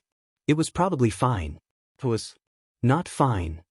Shoyuta could not believe he was saying this. Get your sheet together, and sit the hell back down dash. All Might strained against the capture weapon, practically foaming at the mouth in his frantic attempts to get free and, Shoyuta assumed, dash upstairs. Scratch that, he was foaming at the mouth and it was blood. Was Problem Child's problemness contagious or was Todoroki's family spiracy not that far off the mark? His inner monologue cost him, as the skeletal man struggled free at last to stand shakily upright, still half-draped in the capture weapon, of which Shoyuta had lost his grip. Problem Teacher, nickname in progress, sue him, was a scrappy BSTRD, lost muscle mass med. Why young Midoriya? Yagi repeated, staggering toward the staircase as though possessed. Shoyuta looked over at Problem Parent, the nearest competent adult in the vicinity, he assumed. The man was leaned back in his chair at the kitchen table, watching the whole mess without lifting a finger. Help me with him, he mouthed at Midoriya Hisashi, before the students get involved. Recovery Girl was across campus at present, which made Midoriya the last option unless he was going to watch Ojiro wrestle Yagi back onto the couch. Fun mental image. Not worth embarrassing his reluctant coworker when he, hopefully, came back to his senses. So, problem parent. The man looked surprised. Genuinely surprised, not the manufactured expressions he'd been making most of the time. Jagged amusement was writ upon his face as he got up, staying carefully out of Yagi's line of sight, and raised 2 hands to sign "Are you sure?" in flawless jizzle. Sho Yuta gritted his teeth, already doubting the wisdom of his decision even as he made it, and nodded. The grin that split Midoriya's face would have fit better on a great prowling cat. In an instant, the man had risen from his chair, and snuck up behind All Might in 3 long strides, seizing Yagi about the middle with one arm while the other covered his mouth. That's a bit excessive, Sho Yuta thought, except then problem parent let out a low laugh that froze Yagi and Sho Yuta both in place, and murmured something in his captive's ear that made the man thrash in a blind panic, a yell muffled behind Hisashi's hand, maybe not excessive, before his eyes rolled back in his head and he passed out. Thus incapacitated, he slumped in Midoriya's arms, and was swiftly lowered to the floor at his feet. Sho Yuta stared at the unconscious All Might. Then he stared at Midoriya. Speechless. "I did ask if you were sure," Hisashi pointed out. "Just help me put him back on the couch, please." Sho Yuta bent to retrieve his capture weapon from the floor. When he stood up, he found that Hisashi had arranged the sleeping All Might's limbs to lay him out like a corpse in a Western funeral service. Then he crouched down next to him and took a peace sign selfie, smirking. "Thanks, problem parent."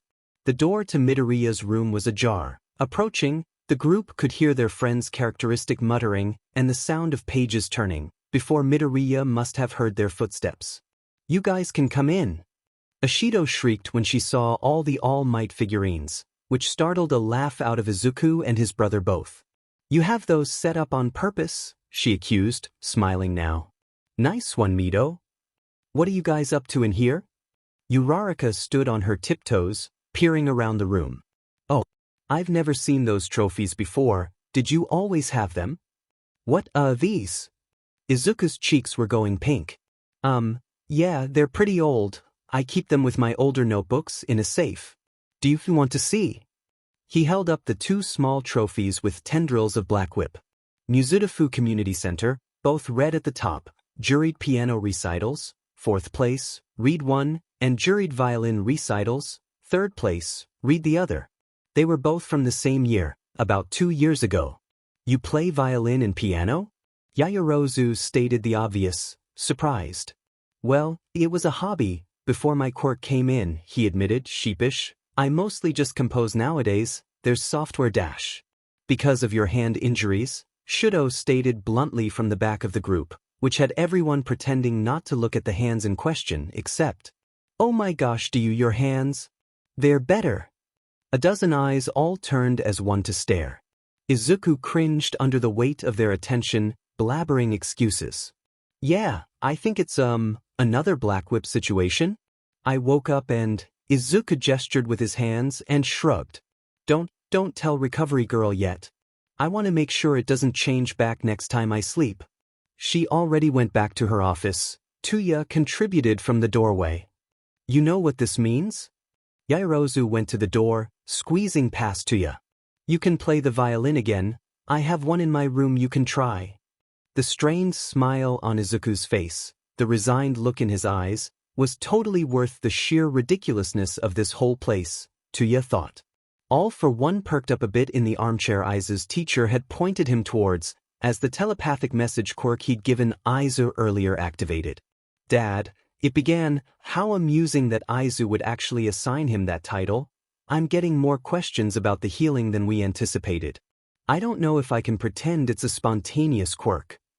"Lucky, then, that I came up with an even better cover story just now," Hisashi replied, watching a faint mist rise off of All Might's sleeping form. Giddy anticipation tickled him. He steepled his fingers in front of his face and waited, sensing the group of students coming down again from upstairs. See, it was stuff like this that was why he was glad he'd gone to Aizu first. Nowhere else could he have this much fun just bullshitting in plain sight. 1A unofficial official Discord, hashtag smash posting. 7:48 p.m. Current scoreboard. At Bakugu, 5, idle. The Shujitsu. The Kaminari, 3. The Zero, 3. At Kirishima, 2. At Uraraka, 2, idle. At Ishido, 2, idle. At Ida, 1, idle. Next round in 60 seconds. 7:48 p.m. Ishido. Okay, but we're all in agreement the dude's a total weirdo.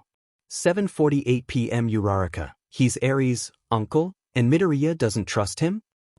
7:49 p.m. Kirishima. Namito trusts his dad, or he wouldn't be playing along his shenanigans. But yes, total weirdo. 7:49 p.m. Ishido. Todoroki's Brodoroki was staring at Papadoria all dinner. 7:49 p.m. Jiru. Yeah, but that's his father-in-law. 7:50 p.m. Ishido. All fair, but still. I think he knows SMH about Papadoria that we don't. If Mito knows. 7:50 p.m. Kaminari. Even if he somehow didn't before now, he's gotta by now, like asked the dude has rancid vibes. Thank you, Hitoshi wanted to say, thumbs poised over his screen to type it where he sat against the wall in the kitchen, half listening to the Smash tournament, except he knew better. Motion at the fringes of his field of view. Midoriya's father sat back down in his chair, smiling at nothing. It set Hitoshi on edge. His fight-flight-freeze response was stuck halfway between flight and freeze, again. The way it had the last time he'd seen that man. I believe I knew your parents, a small satisfied smile that sent chills down his spine, because his parents had been, no, please, we'll do anything dash. Our son, you can take his, it's useful dash. YA dash. The faux wood of the sink cupboard against his back, his shoulders, the smell of disinfectant so strong in his nose that his eyes watered, hearing his heartbeat so loud in his chest, louder than the shallow breaths he fought not to take. The cupboard door thrown open, a face, the top half shadowed, but the teeth were so white it was all Hitoshi could see, and the smell of blood stronger than the disinfectant in the air that was coming in. There had been the softest psionic ping of a telepathy quirk in the moment that lapsed between Hitoshi's quiet question and Midoriya Hisashi's spoken answer. A quirk Hitoshi recognized all too well. Hello, child, spoke the monster, broad pale hand offered to help him out of the cupboard. It is heartening to see you well, child, and then aloud, it's nice to see what good friends there are, for my son. Hitoshi knew why he knew this man. He flinched from the hand that reached for him, staggered to his feet and flung himself through the doorway to the sitting room. The monster stood and watched, did not stop him, didn't have to, not when he chanced to look back in the direction he was running from and tripped over something, fell on his side into a wet puddle and opened his eyes to meet bright purple irises staring glassy out of his mother's face. Hitoshi screamed, rolled onto his back and sat up, heedless of the still warm puddle of something soaking into his shirt, and the man was there, watching him from the doorway, amused. Are you going to kill me? He had to ask, desperately wishing he could focus enough to use his quirk, but the monster had succeeded where his parents never could, had terrified it out of his grasp. No, Hitoshi-kun. The monster spoke with his mother's telepathy, I have only set you free. And Hitoshi had seen the flicker of apprehension in Midoriya's eyes earlier, when he saw that Hitoshi recognized him. The way his grip on his father's wrist had shifted into a restraining hold. The almost apologetic grimace that crossed his face for a moment, before his expression had gone carefully blank. Midoriya knew what the monster was. So was Midoriya Hisashi really his father, or did Hitoshi's classmate know him the same way Hitoshi did? 7:50 p.m. Ishido at Kaminari, aren't you playing this round? 7:50 p.m. Kaminari. I couldn't resist the notification sound. Who cares about winning? 7:51 p.m. Current scoreboard. At Bakugu, 5, idle. The Shujitsu. The Zero. The Kaminari, 3. At Kirishima, 2. At Uraraka, 2, idle. At Ishido, 2, idle. At Ida, 1, idle. Next round in 60 seconds. 7:51 p.m. Kaminari. Oh, I look away for 10 seconds. 7:51 p.m. Baku. Dunce face, you're sabotaging my spot on the scoreboard. 7:52 p.m. Ishido, he's not even playing though? 7:52 p.m. Bakugo, he's letting Siro win. Which is worse? 7:53 p.m. Bakugo, also WTF, are you extras doing upstairs at Ishido? 7:53 p.m. Ishido, at everyone clear the room, Deku's gonna do a performance. Several people are typing. Yaoyorozu Momo's education prior to UA had not included combat training like Todoroki's had, much to her chagrin, with how much she'd needed to catch up, but it was by no means lacking. She had had private tutors in a dozen subjects, from chemistry, the most pertinent matter to her quirk, to dance, from economics to elocution, from philosophy to law. For a well-rounded background, so that she would not be limited to only one career, and to that end, the arts and music had been just as compulsory. Momo at 8 had had her pick of instruments, and she had chosen the violin, at first, she would admit, because the protagonist of her favorite book series could play it, and then because it turned out to be a different challenge than mastering her quirk, refreshingly separate from school. Love of the instrument as an art form came easily at the instruction of her soon-to-be favorite tutor, Suzuki Mei.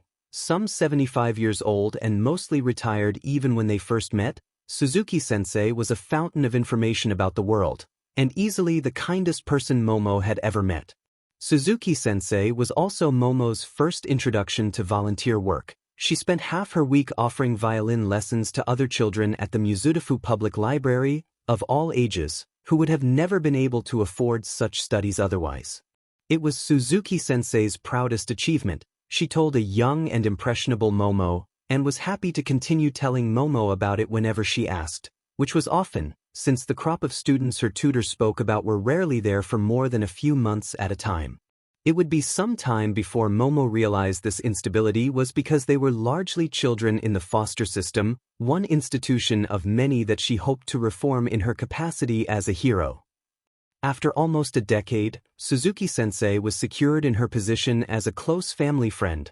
Her number was one of the top 3 recent contacts in Momo's phone, ever a confidant as she made her way through the rigorous UA curriculum not unlike Suzuki-sensei's own past conservatory studies, and as Momo followed Midoriya downstairs in his, well, posse, she wondered if her tutor would recognize her classmate from a photo.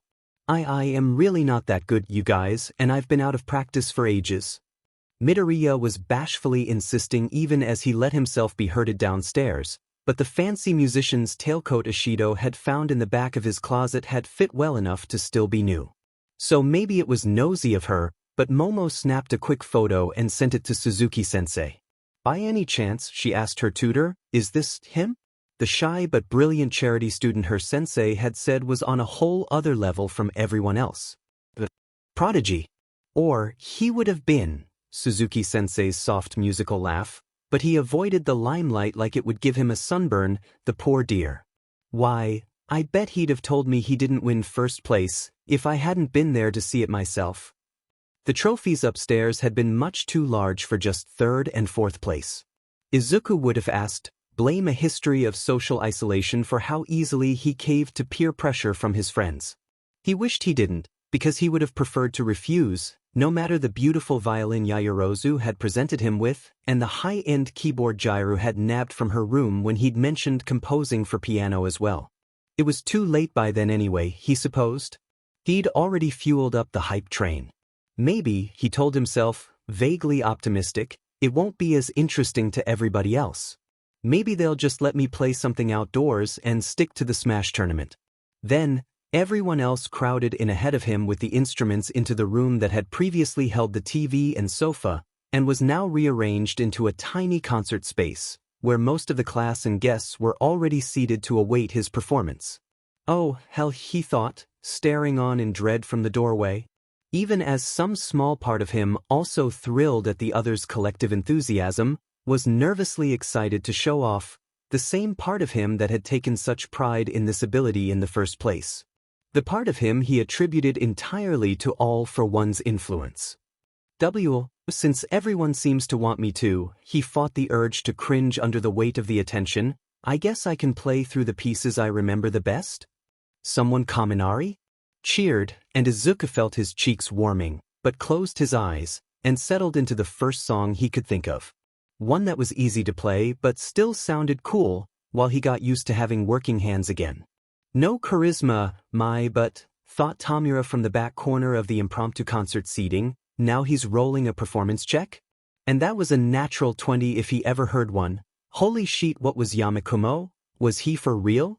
Tamura was not the only one whose jaw had dropped the moment the kid started playing. The absolute stereotype of a supervillain, right here. All they needed was ominous red lighting and maybe a creepy cathedral background, if the producers were trying to be really blatant. Tamura might be a little envious. It wasn't like he could learn an instrument, decay being the quirk that it was. Maybe if he had the dedication to learn digital composition, or the patience for a theremin, but that thing sounded too weird even for him. He texted Dobby, because there was no one else to text, and because it was quieter than talking. You seeing this bullshit? I'm literally sitting next to you, the BSD replied. So yes. A moment later, it's ridiculous. I could learn an instrument, Dobby's kid brother suggested from one seat over, having evidently read their conversation over Dobby's shoulder. So much for privacy. If you and your roommate, what was that pause? Tamura wanted to ask, what are you trying to imply? Want to what? Tamura almost asked, start a band? But then he realized Yamakumo had finished the current piece, and amidst polite applause, was talking to Sensei where the man sat by one wall. And it's a duet piece, violin and piano, he was saying, and Sensei had immediately straightened up in his seat like the kid had dangled a shiny object in front of him. So, do you want to join in? All for one beamed at Yamakumo, not the villainous grin Sensei and Tamura shared, but a smile that went beyond sunny to blindingly bright. Tamura's stomach twisted to see the alleged resemblance between the two of them made that much more overt. I'd love to, Sensei told Yamakumo, standing up. No, should'o, Dobby grumbled under his breath while Yamakumo passed Sensei a print of some sheet music and they moved the instruments around a little. I am not envious of their healthy family dynamic. But ding, Tamura thought, watching Yamakumo explain some detail of the sheet music to All for One, I kind of am. The rest of that train of thought was thankfully interrupted by the kid addressing the audience again. So, like Momo might have said, he smiled anxiously, I compose music sometimes for fun. Back when I last could. Sometimes, put it pretty dim and lightly, Tamura had seen the folder on Mikumo's computer with all his digital compositions. And I never completely stopped after? But the best digital software still can't compete with actually playing an instrument, much less an orchestra, so I'm going to have to test most of these later. Mikumo smiled to himself, a smile Tamura once thought exclusive to Sensei, the grin he wore when getting to monologue about his plans for the future. Of course, with Sensei those plans were crimes against humanity, but the sentiment was the same. Anyway, the point, I guess, is I usually compose things after watching hero fights, so it's not special, he emphasized. But it is a bit morbid? The kid with the bird head perked up. Do tell, Midoriya, what great struggle of good and evil kindled this flame in your artist's heart? What a Chuyuni, Dobby murmured to Tamura. Yamakumo grinned, and hit the light switches with a tendril of his quirk, so that only the light over his head remained. Into the quiet anticipation of the darkened room, he answered, The Battle of Kamino. Suzuki-sensei 2012. My goodness, what a small world we live in. Yes, I do believe that is my little prodigy. Momo bit back a gasp, and started the sound recording app on her phone. The Battle of Kamino, if that was what the piece was called, opened with piano, a slow melody almost enough to lull the listener into comfort, except it was in the minor key. It rose goosebumps on Momo's arms instead, a thread of unease that matched the composition's ominous name. She felt her pulse slow to match it, breathing deepen. The simplicity of the part worked for what she could imagine as the first glimpse of the destruction of Kamino Ward, a bystander's astonished look over the flattened rubble landscape. The dim overhead lighting was just enough to capture Midoriya's intensely focused expression as he raised his bow, breathed in, and began his part. And if Momo had had any doubt that Midoriya was, indeed, the prodigy her tutor had spoken about over the years, even after confirmation in text, it was blown away like the shockwave of her classmates' quirk-powered strikes, as he dragged sounds off the instrument that she did not think she'd ever heard. The effort it took, the strength, the skill, to make a violin sound like this, to render from inanimate wood and fiber the mournful operatics of a wailing, living voice? Momo's heart pounded so loudly under the pressure of that villain, whose presence had so dominated the battlefield even on film, and was wrought anew from sound alone. She could feel the despair of the onlooker, the dread of the figure that had stood against All Might as an insurmountable foe, formed out of nightmare and shadow, like Midoriya was now. The piano drifted through its slow melody, still, as chills ghosted through the audience, and seamlessly flowed into a softer, happier melody that passed by the ear like a fleeting fairy's dream. The difference only made it harsher than when Midoriya returned to how he had begun. A demonstration, a promise, of futility in the face of death, and then quieter, contemplative, for a final call into the void, before it was done. Then there was only them, the audience, and the heavy silence of the room. A moment later, like everyone had planned it, there was applause. Wow, thought Hitoshi dazedly, applauding almost unconsciously. Holy shit, they are not subtle. He glanced at Aizawa, who had raised just one eyebrow but was clapping dutifully all the same, beside present Mike, who looked genuinely stunned. Midoriya may as well have titled that, "My Father's Villain Theme," because that was what it sounded like, to him. There was muttering from the back of the rows of chairs, where Todoroki was sitting with his brother and his brother's roommate, but he couldn't quite make it out at this distance. Hitoshi turned and looked upon a terrified All Might, gazing at the Midoriyas from the doorway like they were a falling meteor, come to end the world. Wait, Hitoshi blurted out louder than he meant to, "You've reinflated?" The minute he looked over to All for One and caught the gleam in his eye, Izuku should have guessed he'd been up to something. Indeed, as soon as he'd noticed the faint cool mist seeping in through the doorway to the next room, he should have extrapolated based on the current occupants of the dorms and their last known locations, and put the pieces together. But Izuku had allowed himself to act his age, for once, and indulge in the joy of the performance, to direct all his focus into a few minutes of meticulous, intensive bowing on his borrowed violin, for a motivation as simple as impressing his friends. So a regenerated All Might bursting into the room and stopping dead in the doorway to stare slack-jawed up at them, with undisguised terror in his eyes? Izuku hadn't expected any of that. "Wait," Hitoshi blurted out, "you've reinflated?" "Thanks, Shinso," Izuku thought as the room descended into chaos, "for that hilarious mental image." Shoyuta was about 5 seconds away from just giving up on everything and moving to Korea. He stared, with the utter weariness of a triage nurse in a war zone, first at All Might, who looked at least 10 years younger and mysteriously not withered, then, across the diorama of total bedlam that was the living room, at Midoriya Hisashi. A man who, within hours of meeting him, had already earned and lived up to the nickname of Problem Parent, who was, indeed, at this very moment locked in eye contact with All Might and smirking like the worst, most spoiled cat. As the uproar reached fever pitch, something in Aizawa Shoyuta simply snapped, and he did something that, to those who knew him, was quite out of character.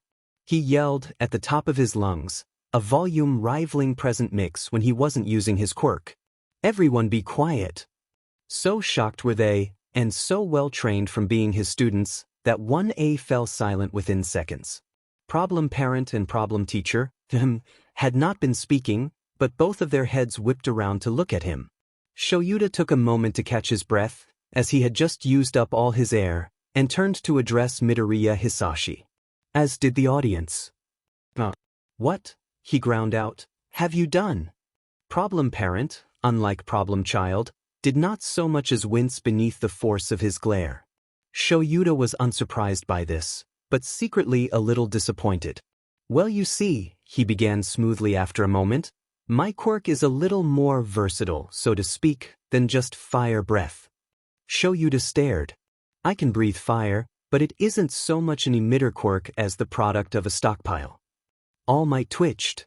"What I have is more accurately described as," Hisashi's mouth quirked in thought, "a fire elemental healing quirk, I suppose." That would explain a lot, wouldn't it? Underworld connections only made sense for someone with a healing quirk that could not only accomplish, well, that, but also let its user breathe fire, one of the flashiest combat abilities. The man would have found himself sought after by both sides of the law, and to be honest, the Yakuza did pay better. Shoyuta himself had been scouted numerous times before he went to you. He would know, and what was it Midoriya-san had said about her husband having a drag habit? Yeah, he could incorporate this into his worldview. Then it rang out, a single word. Bullshit. Every head turned to the source of the outburst, because Todoroki Shudo had never before spoken with such passion. Or sworn. What? Someone whispered, and the boy glanced in their direction. I said bullshit. There is no such thing as a fire elemental healing quirk. Shudo's eyes were narrowed, glaring with surprising anger at Midoriya's father. I do not believe you. Hanzi, OKWTF. How is your brother of all people the one who saw through that? Dabi, I think he's only gullible to a point and he finally snapped. Dabi had been trying and failing to get his kid brother to sit down and not call out the ruler of the underworld on a flimsy lie this entire time, but he simply wasn't very strong, so it just looked like he was holding Shudo's hand. He hoped it didn't come across as supportive. Obviously there is such a quirk, All for One was replying, one eyebrow arched, because I've just used it. Twice, in fact. He gestured to his son, who held up his hands with an expression of muted surprise. Right? He'd totally mangled them a while ago, hadn't he? Dabi kind of remembered that from the explanation of why this violin thing was such a big deal. Dabi's kid brother, who had no idea what he was dealing with, kept talking. Allow me to clarify, I do not believe the quirk exists naturally. This had considering looks being sent his way by All Might, and oh, right, that guy has totally fought All for One like multiple times. He absolutely knew what was up. Midoriya's father was doing a shockingly good job of playing dumb. So you're saying I'm, what, some kind of science experiment? And the son was too. Shudo-kun, he groaned, my father is not a Numu. Dabi's brother was undeterred. Midoriya's original explanation of your quirk was too accurate to be so easily disbelieved. I posit that his hypothesis, ignition of a liquid stored in the throat to produce fire breath, is correct. Or rather, that it was until you left Japan and came back. Shudo's eyes narrowed at Midoriya Hisashi. He pointed at him. Which Dabi wished he wouldn't do, because what if he lost that hand? You used your connections with the underworld to meet the supervillain known as All for One, and bought yourself a designer quirk. Just as, he pointed at Midoriya, now, you did for Izuku. Oh, sheet, Dabi thought, that was actually pretty good. What? Shudo, no, my quirk isn't bought dash. All for One crossed his arms, managing to affect complete skepticism without even needing to speak. You do realize that only sounds reasonable because you've made multiple major assumptions in the process? But am I wrong? Shudo demanded. Dabi really wanted to get out of here. It's inherited. Midoriya blurted out, then clapped his hands over his mouth like he hadn't meant to say it. Okay, what now? It's inherited. The room had gone quiet again, quieter than it had already gotten so that everyone could watch the back and forth between Shudo and All for One, and they were once more all staring at him. Izuku wanted nothing more than to take back his words, because in the instant that had passed since they'd left his mouth, he had predicted how the next hour was going to go. My quirk is actually All Might's, he'd begin, and then have to re-emphasize that no, Shudo, he's not my dad is right here. But, more than that, more than any of it, the secrets of his private life, the secrets of One for All, they were his secrets. And he wanted to keep it that way.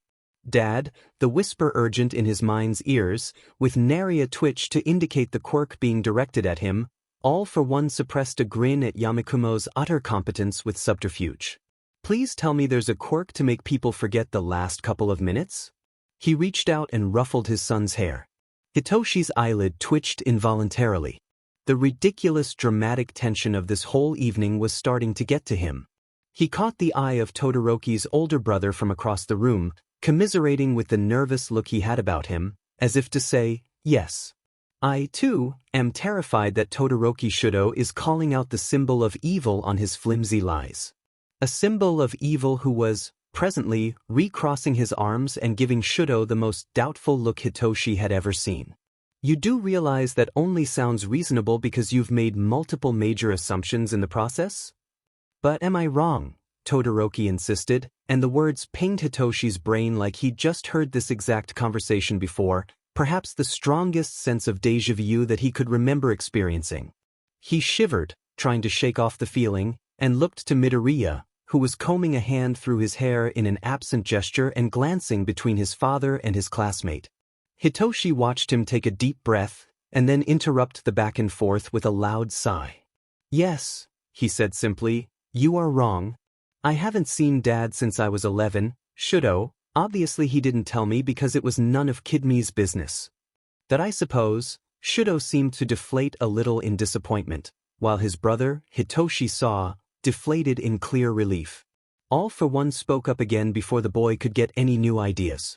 Now that we've got that clarified, he drawled, may I suggest that Yagi-san be escorted to the medical center on campus so we can be sure he's fully healed? I'd prefer to sleep easily tonight if you don't mind. With surprisingly little fussing from everyone besides the reluctant to leave All Might, the sort of party broke up after that. Izuku helped move the furniture back into place, stifling a yawn behind his hand, and pretended like it was fatigue from the day, and not him coming down from the high of having avoided the consequences of his actions. He'd caught Hitoshi staring at him several times in the time since the memory wipe quirk activated. I call it blackout, All for One had murmured in his mind after, an area of effect quirk that targets everyone besides the user and whoever the user is touching. It has a 6-month cooldown, so use your copy wisely. Izuku couldn't be sure whether Hitoshi's own mental quirk had interfered with the activation, or if it was just his friend's continued unease of knowing who Hisashi was, but the longer he went without confronting him, the less he decided he was worried about it. Aizawa had shown Hisashi, Tamura, Dabi, and Inko to the family apartments not long after All Might was cajoled into seeing Recovery Girl again, and most of 1A were going to bed, so when Izuku finished rearranging the sofas and TV in the living room, he decided to do the same. And it was then, with his eyes closing almost as soon as he'd snuggled into his pile of multicolored blankets, that Izuku realized what consequences he hadn't managed to avoid. Hi there, Ninth. Banjo gestured sharply at a plastic folding chair in the void, surrounded by 7 rather imposing thrones. How about you take a seat? No idea how that quirk works, but you're in peak condition, Recovery Girl informed Yagi with disbelieving raised eyebrows. Congratulations. The man who had never looked more like the #1 hero in the entire time Shoyuta had known him, slumped over with his head in his hands in a very un-All Might way. Yagi announced. I can't believe this. Oh, quit your complaining, Chio whacked him on the shoulder with her cane. It produced a much more solid thud than it used to. You know how many people would kill for that kind of restoration? Doesn't matter, Yagi grumbled, flopping back onto the bed. With one for all passed on, it isn't like I'm going back into the industry. Hell, they couldn't pay me to go back to that paperwork, he added under his breath, except with his restored lungs it was actually at speaking volume. And we have much bigger problems. Shoyuta eyed him from where he was leaning against the wall, for coolness. Spill. Piercing blue eyes gleamed at him. Midoriya Hisashi, Yagi said. The one who just healed you? Chio scoffed. The very same. Yagi sat up again, and leveled them both with a hard stare. Because these are not the effects of a healing quirk. The pause. Technically they are, but not the way you'd expect. Shoyuta raised an eyebrow. And here I thought you would start with him obviously financing the Yakuza. I wouldn't be surprised if he was. Yagi crossed his arms, leaning back against the wall. Another thing in a long list of his crimes. Out with it, Recovery Girl nudged him with the end of her cane. It's midnight, I want to go to bed. Young Midoriya's father, All Might declared, is all for one. The extra apartments for UA guests were attached to Heights Alliance by a hallway on the ground floor, with an extra door in between them and the dorms. This was no consolation, not when one knew the real enemy was in their midst. Knowing this, knowing that Japan's most powerful, most frightening supervillain, who no one had yet truly beaten, was less than 30 meters away, and knew where he slept, did not a restful night's sleep make. Or so Hitoshi had thought, but he'd still managed a little of it. He jerked awake at the sound of a knock on his door. Oh shit, Hitoshi thought, adrenaline jarring him into high gear. Oh shit, oh shit, oh shit, all for one was here to kill him, or steal brainwash and make him kill someone, or worse. It took him a few seconds to realize it hadn't been his door, but one nearby. He was only marginally calmed down by the time he recognized Bakugo speaking, by which point he'd already stepped out into the hallway himself. Yo, icy hot, Bakugo was hissing at Todoroki's dorm room door, beyond which, now that Hitoshi was in the hallway, he could hear people inside. Let me in, we gotta talk. Todoroki opened it, peering at Bakugo, and then at Hitoshi, which was when Bakugo noticed him standing behind him. Hitoshi saw him twitch. It was a great effort not to smile. Come in then, he told them and stepped back. Inside, they found Todoroki Tuya, a rolling whiteboard, and a wall absolutely covered in paper, photos, drawings, diagrams, and notes, pinned on what looked like corkboard. Welcome to hell, Tuya drawled, sprawling out on 3 beanbags. I've been using TNII as a sounding board for my new ideas, Todoroki explained. He reached into the outlet tray of his printer and pinned up a new photo on the conspiracy wall, Midoriya and his father, standing side by side. 3 hours of this, Tuya yawned. And let me guess, you're here for the same reason? To talk about Greeny's old man? Like I told TNII, Izuku's father is giving extremely bad vibes, Todoroki nodded, pointing at another photo of Midoriya Hisashi that had ominous black squiggly lines drawn on in permanent marker. Between that and his Yakuza connections, a piece of paper that read, Shai Hasaikai collaborator? I believe he may be an international financial criminal. Hitoshi saw Tuya twitch and knew that he knew. This was something. Well, have I got news for you, half and half, that's not Deku's dad. Bakugo glanced at the door. Shivered. Glanced back at the rest of them. Midoriya Hisashi, the real one? He was an a-hole. Todoroki's eyes brightened. Oh. Yeah. He was an abusive piece of shit. Bakugo's expression twisted. He stared past them at the wall. Fucker liked burning Deku with his quirk. Behind him, the Todoroki brothers exchanged startled looks. But this guy, Bakugo went on, jabbing his finger across the room at the photo of Midoriya Hisashi with the bad vibes lines, he treats Deku like a son. Fucking cares about him. He has a similar quirk as the real Hisashi, Todoroki considered. Yeah, but it's not the same, Bakugo snapped. It's like a copy, or something. He stood up suddenly, going several shades paler. Wait a f-ing second. Hitoshi watched Bakugo snatch a black marker off Todoroki's desk and start drawing over the face on the bad vibes photo. His classmate's breathing came faster as he staggered back, typing something into a search function on his phone. It's not a similar quirk. Bakugo turned to them, ashen, holding his phone up next to the photo on the wall. On it, a screenshot from a video of the Battle of Kamino. On the wall, Midoriya Hisashi's face had been drawn over with the Kamino villain's helmet. They looked nearly identical. It's him, he whispered. All for one. Yeah, we know, said Hitoshi and Tuya at the same time. Explain, Ninth, Banjo demanded, lightning in his eyes, how exactly it is you know that man. Izuku took a fortifying breath, looking up at all the other vestiges from his uncomfortable plastic seat. They were all staring back. He read suspicion, anger, concern, even fear in some of their eyes. Of the 7, only First was looking at him without any distrust, and that was because his expression lacked any emotional cues at all. When I was 10, he began, and the mist of their realm surged up to fill the whole space with what Izuku recognized as the start of a vestige memory. His memory. The scene opened with a door closing. Izuku stared at it as the solid thud of it against the frame and the metal click of the lock resounded in the front room of his family's once apartment, almost echoing in the silence left behind. It had been years since he saw this door, worn at the edges with off-color fresh paint on the dents and scratches too often left against the wood, yet he fell into the memory as though no time had passed at all, staring at the doorknob in the light from the street lamps outside. Because his father had turned all the lights off before he left. As if Izuku didn't live there, too. Frowning, he went to the window to watch him go. A nondescript man in an ill-fitting, wrinkled suit, off to get drunk for at least the next 2 nights. Izuku knew, without having to check, that the fridge and the kitchen cabinets would be empty. "You're going out?"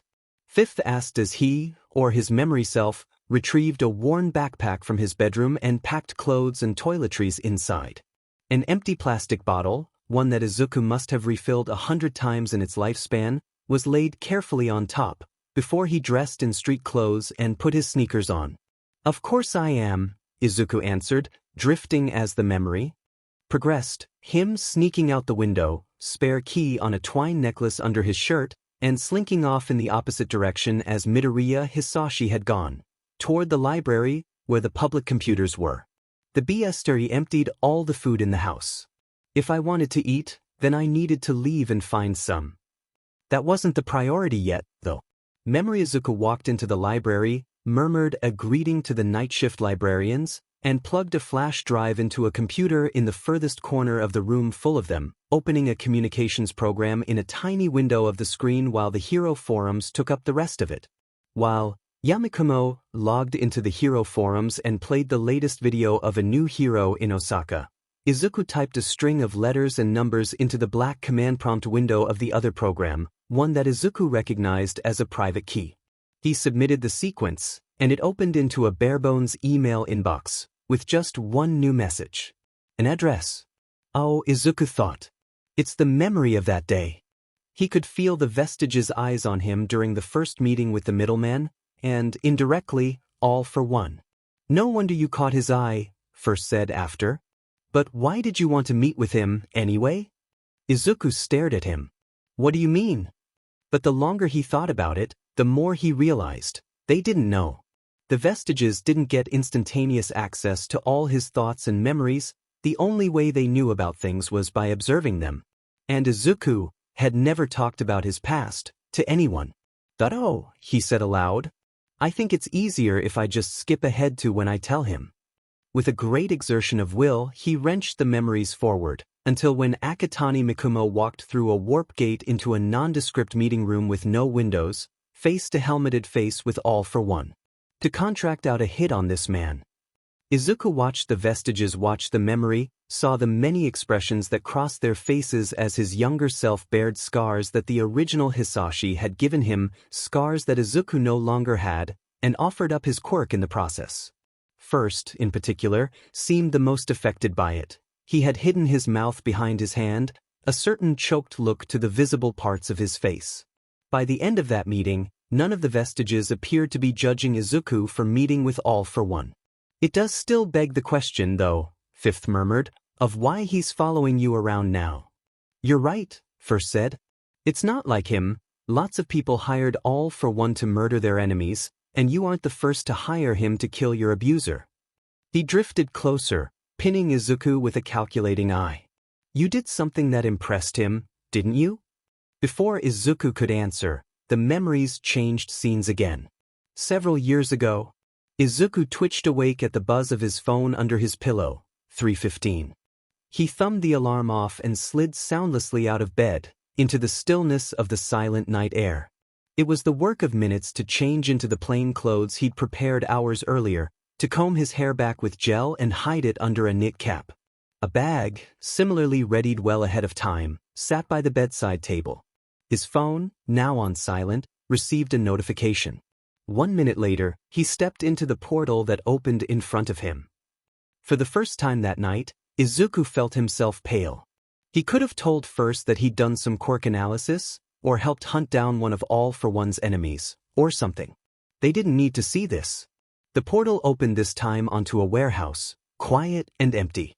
An unseasonably cool breeze stirred up dust from the concrete floors, bringing with it the smells of old lumber, rust, damp, and the particular odor of fresh asphalt. Urban decay. It could be anywhere, really. Izuku didn't know and didn't care. His gaze was drawn to the only source of light in the dark, the old industrial lamps that were propped up in the center of the room, a pool of sodium gold atop thick plastic sheeting, and the subject of the scene, the chair, bolted to the ground, and the man seated in it, bound in glittering chains. "Welcome, Yamikumo," said a low voice from the shadowed periphery, a voice Izuku recognized now as Kurogiri. "My lord will be here momentarily. The target has been sedated. Please confirm his identity." The Izuku in the memory took in the features of Midoriya Hisashi, slumped to the side as much as the chains would allow.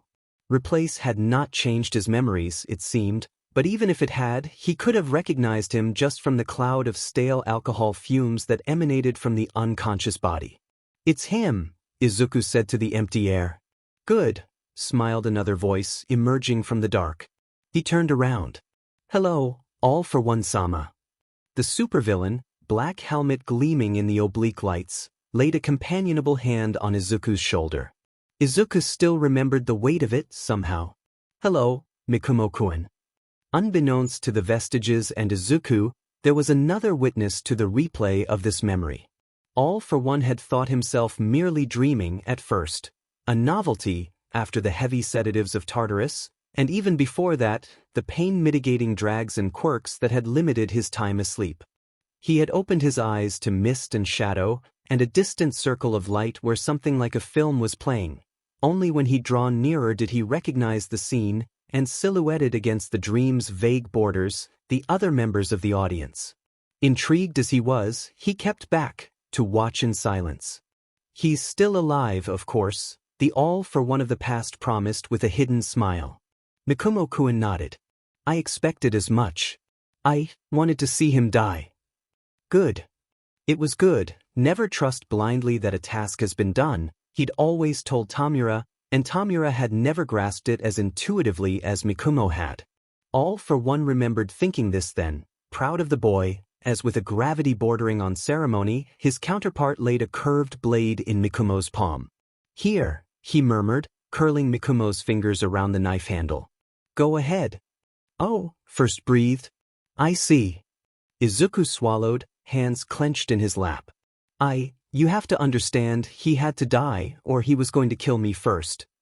But his words may as well have been swallowed in the mist, for all that any of the vestiges seemed to hear them. All eyes remained fixed on the Izuku in the scene. The 11-year-old Mikumo was glancing between all for one's helmet and the knife. The polite smile shaky on his face. "You want me to do it?" he asked. "You couldn't just kill him yourself and let me watch?" "I could," all for one mouthed along with his counterpart, "but this is a gift." A gift," Mikumo repeated, uncertain. "Closure," the villain elaborated. "More than revenge, the certainty that it is truly done. The satisfaction of knowing," he added lower, "that you have defeated him. That this enemy has no hold over you anymore." He hadn't expected the boy to understand. Even the most intelligent people often needed convincing when it came to compromising their morals. Garaki, at first, had been the same way. All for one remembered looking forward to convincing Mikumo, when he'd planned out this confrontation ahead of time. But Midoriya Izuku only nodded, silent, and turned to the bound figure, adjusting his grip on the knife.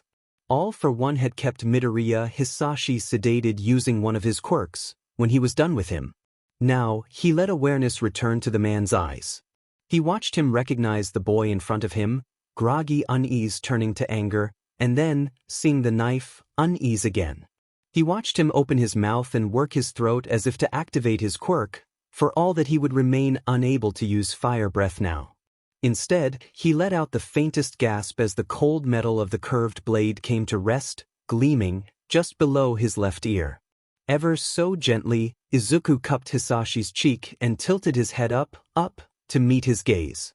He saw Mikumo's eyes soften, almost sad, before the look in them turned cold, the solidifying of his final resolve. And a wave of pure menace billowed out from him, a great dark fear that made Hisashi's eyes go wide and his pupils narrow to pinpricks, going white as a sheet in seconds even before the knife moved.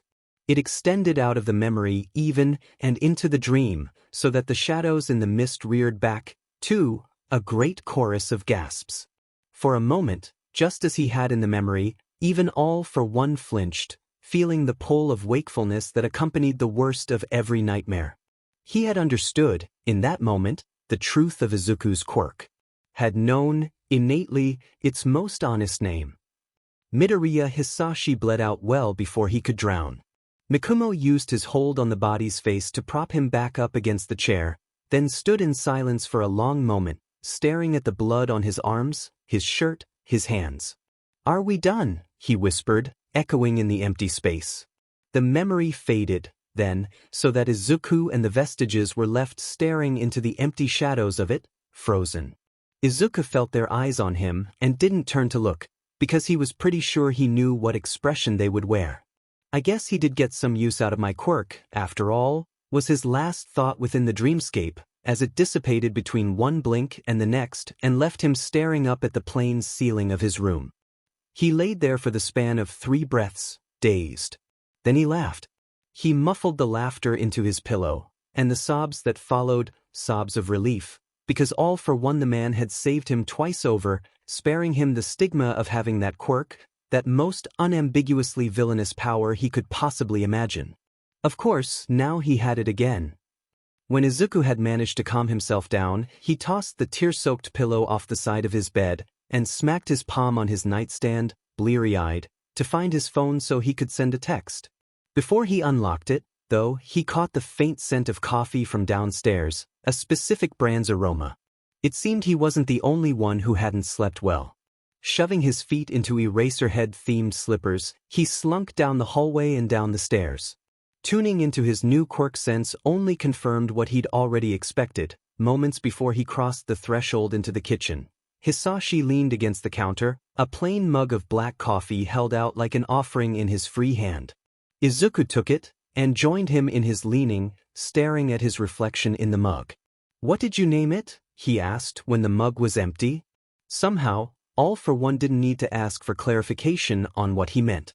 "Death," he murmured, "and despair." It was deeply unusual for Todoroki Shudo to be awake before 6 in the morning, the first hour of his self-imposed routine. Ask anyone and they'd agree. In fact, any of his classmates who saw him right now, just past 4 a.m., would probably ping the entire group chat in a panic to announce that shenanigans were afoot. Then, if they weren't a coward, they might actually ask him when he woke up. The answer to which would be that he hadn't gone to sleep. "It's him, all for one." "Yeah, we know." Shudo stared, first at Shinso, then at his brother, in a mute astonishment that came from being too polite to voice the words running through his head. Fortunately, Bakugo was not. "What the f do you mean, you know?" And, "Wait, you two?" Tuya blurted out. "Sheet why?" "Once upon a time," Shinso drawled with a dry cynicism to which Shudo could acutely relate, "I had abusive, a-hole parents too." A nod toward the conspiracy wall. "And then that man came for them."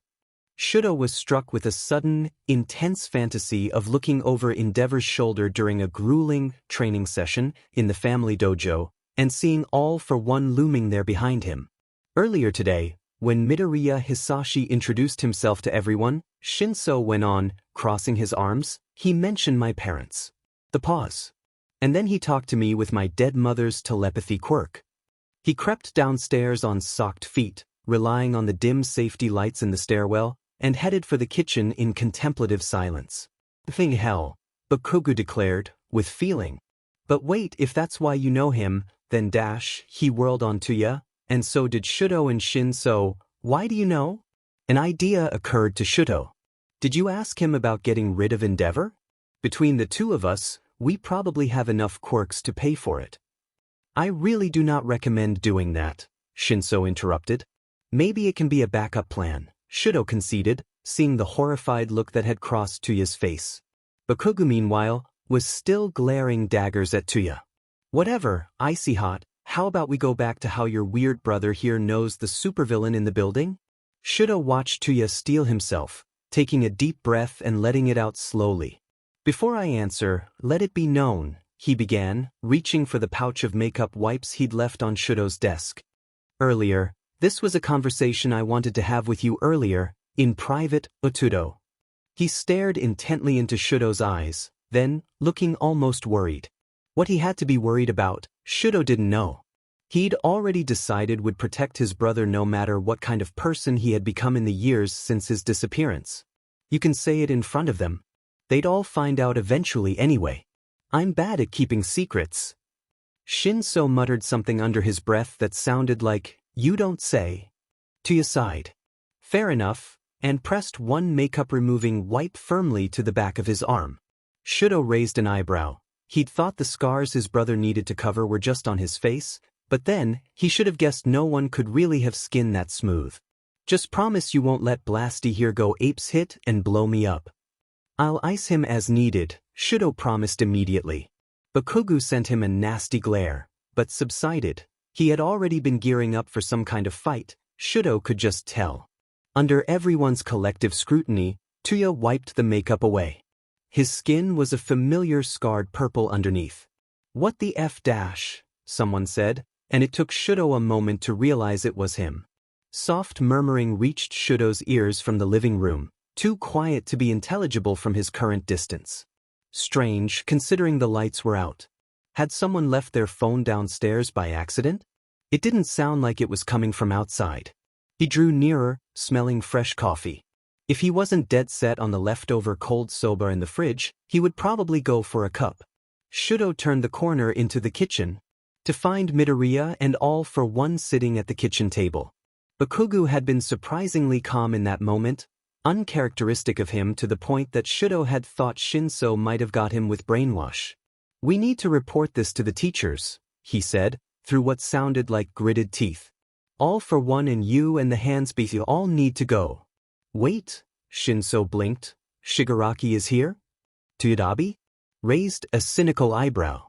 "Is this makeup magical or something?" he asked them. "Surely Blasty isn't the only one who's caught on." Silence. To your side. Midoriya Tenko Greenie's older brother? Well, if he is Midoriya's father, I guess Shigaraki is his older brother, Shinso murmured. Bakugo sneered. "Did you forget that BSTRD isn't his dad?" Then he faltered. "Deku threatened me not to say shit about that guy. Like, seriously threatened me." "Yeah, we noticed," Tuya drawled. "Shut the F up, Aiken," Bakugo snarled, then went pink when he realized what he'd said. Shudo's brother covered his laugh in his hand. "Fucking, whatever. All you villains need to F off outta here." "I mean, eventually, we probably will," Shudo's brother shrugged. "Tamura just dragged me here because he paused. Neither of the supposed Midoriyas seemed to have noticed him yet, quietly entrenched in a discussion on some kind of quirk theory occasionally interrupted by more coffee.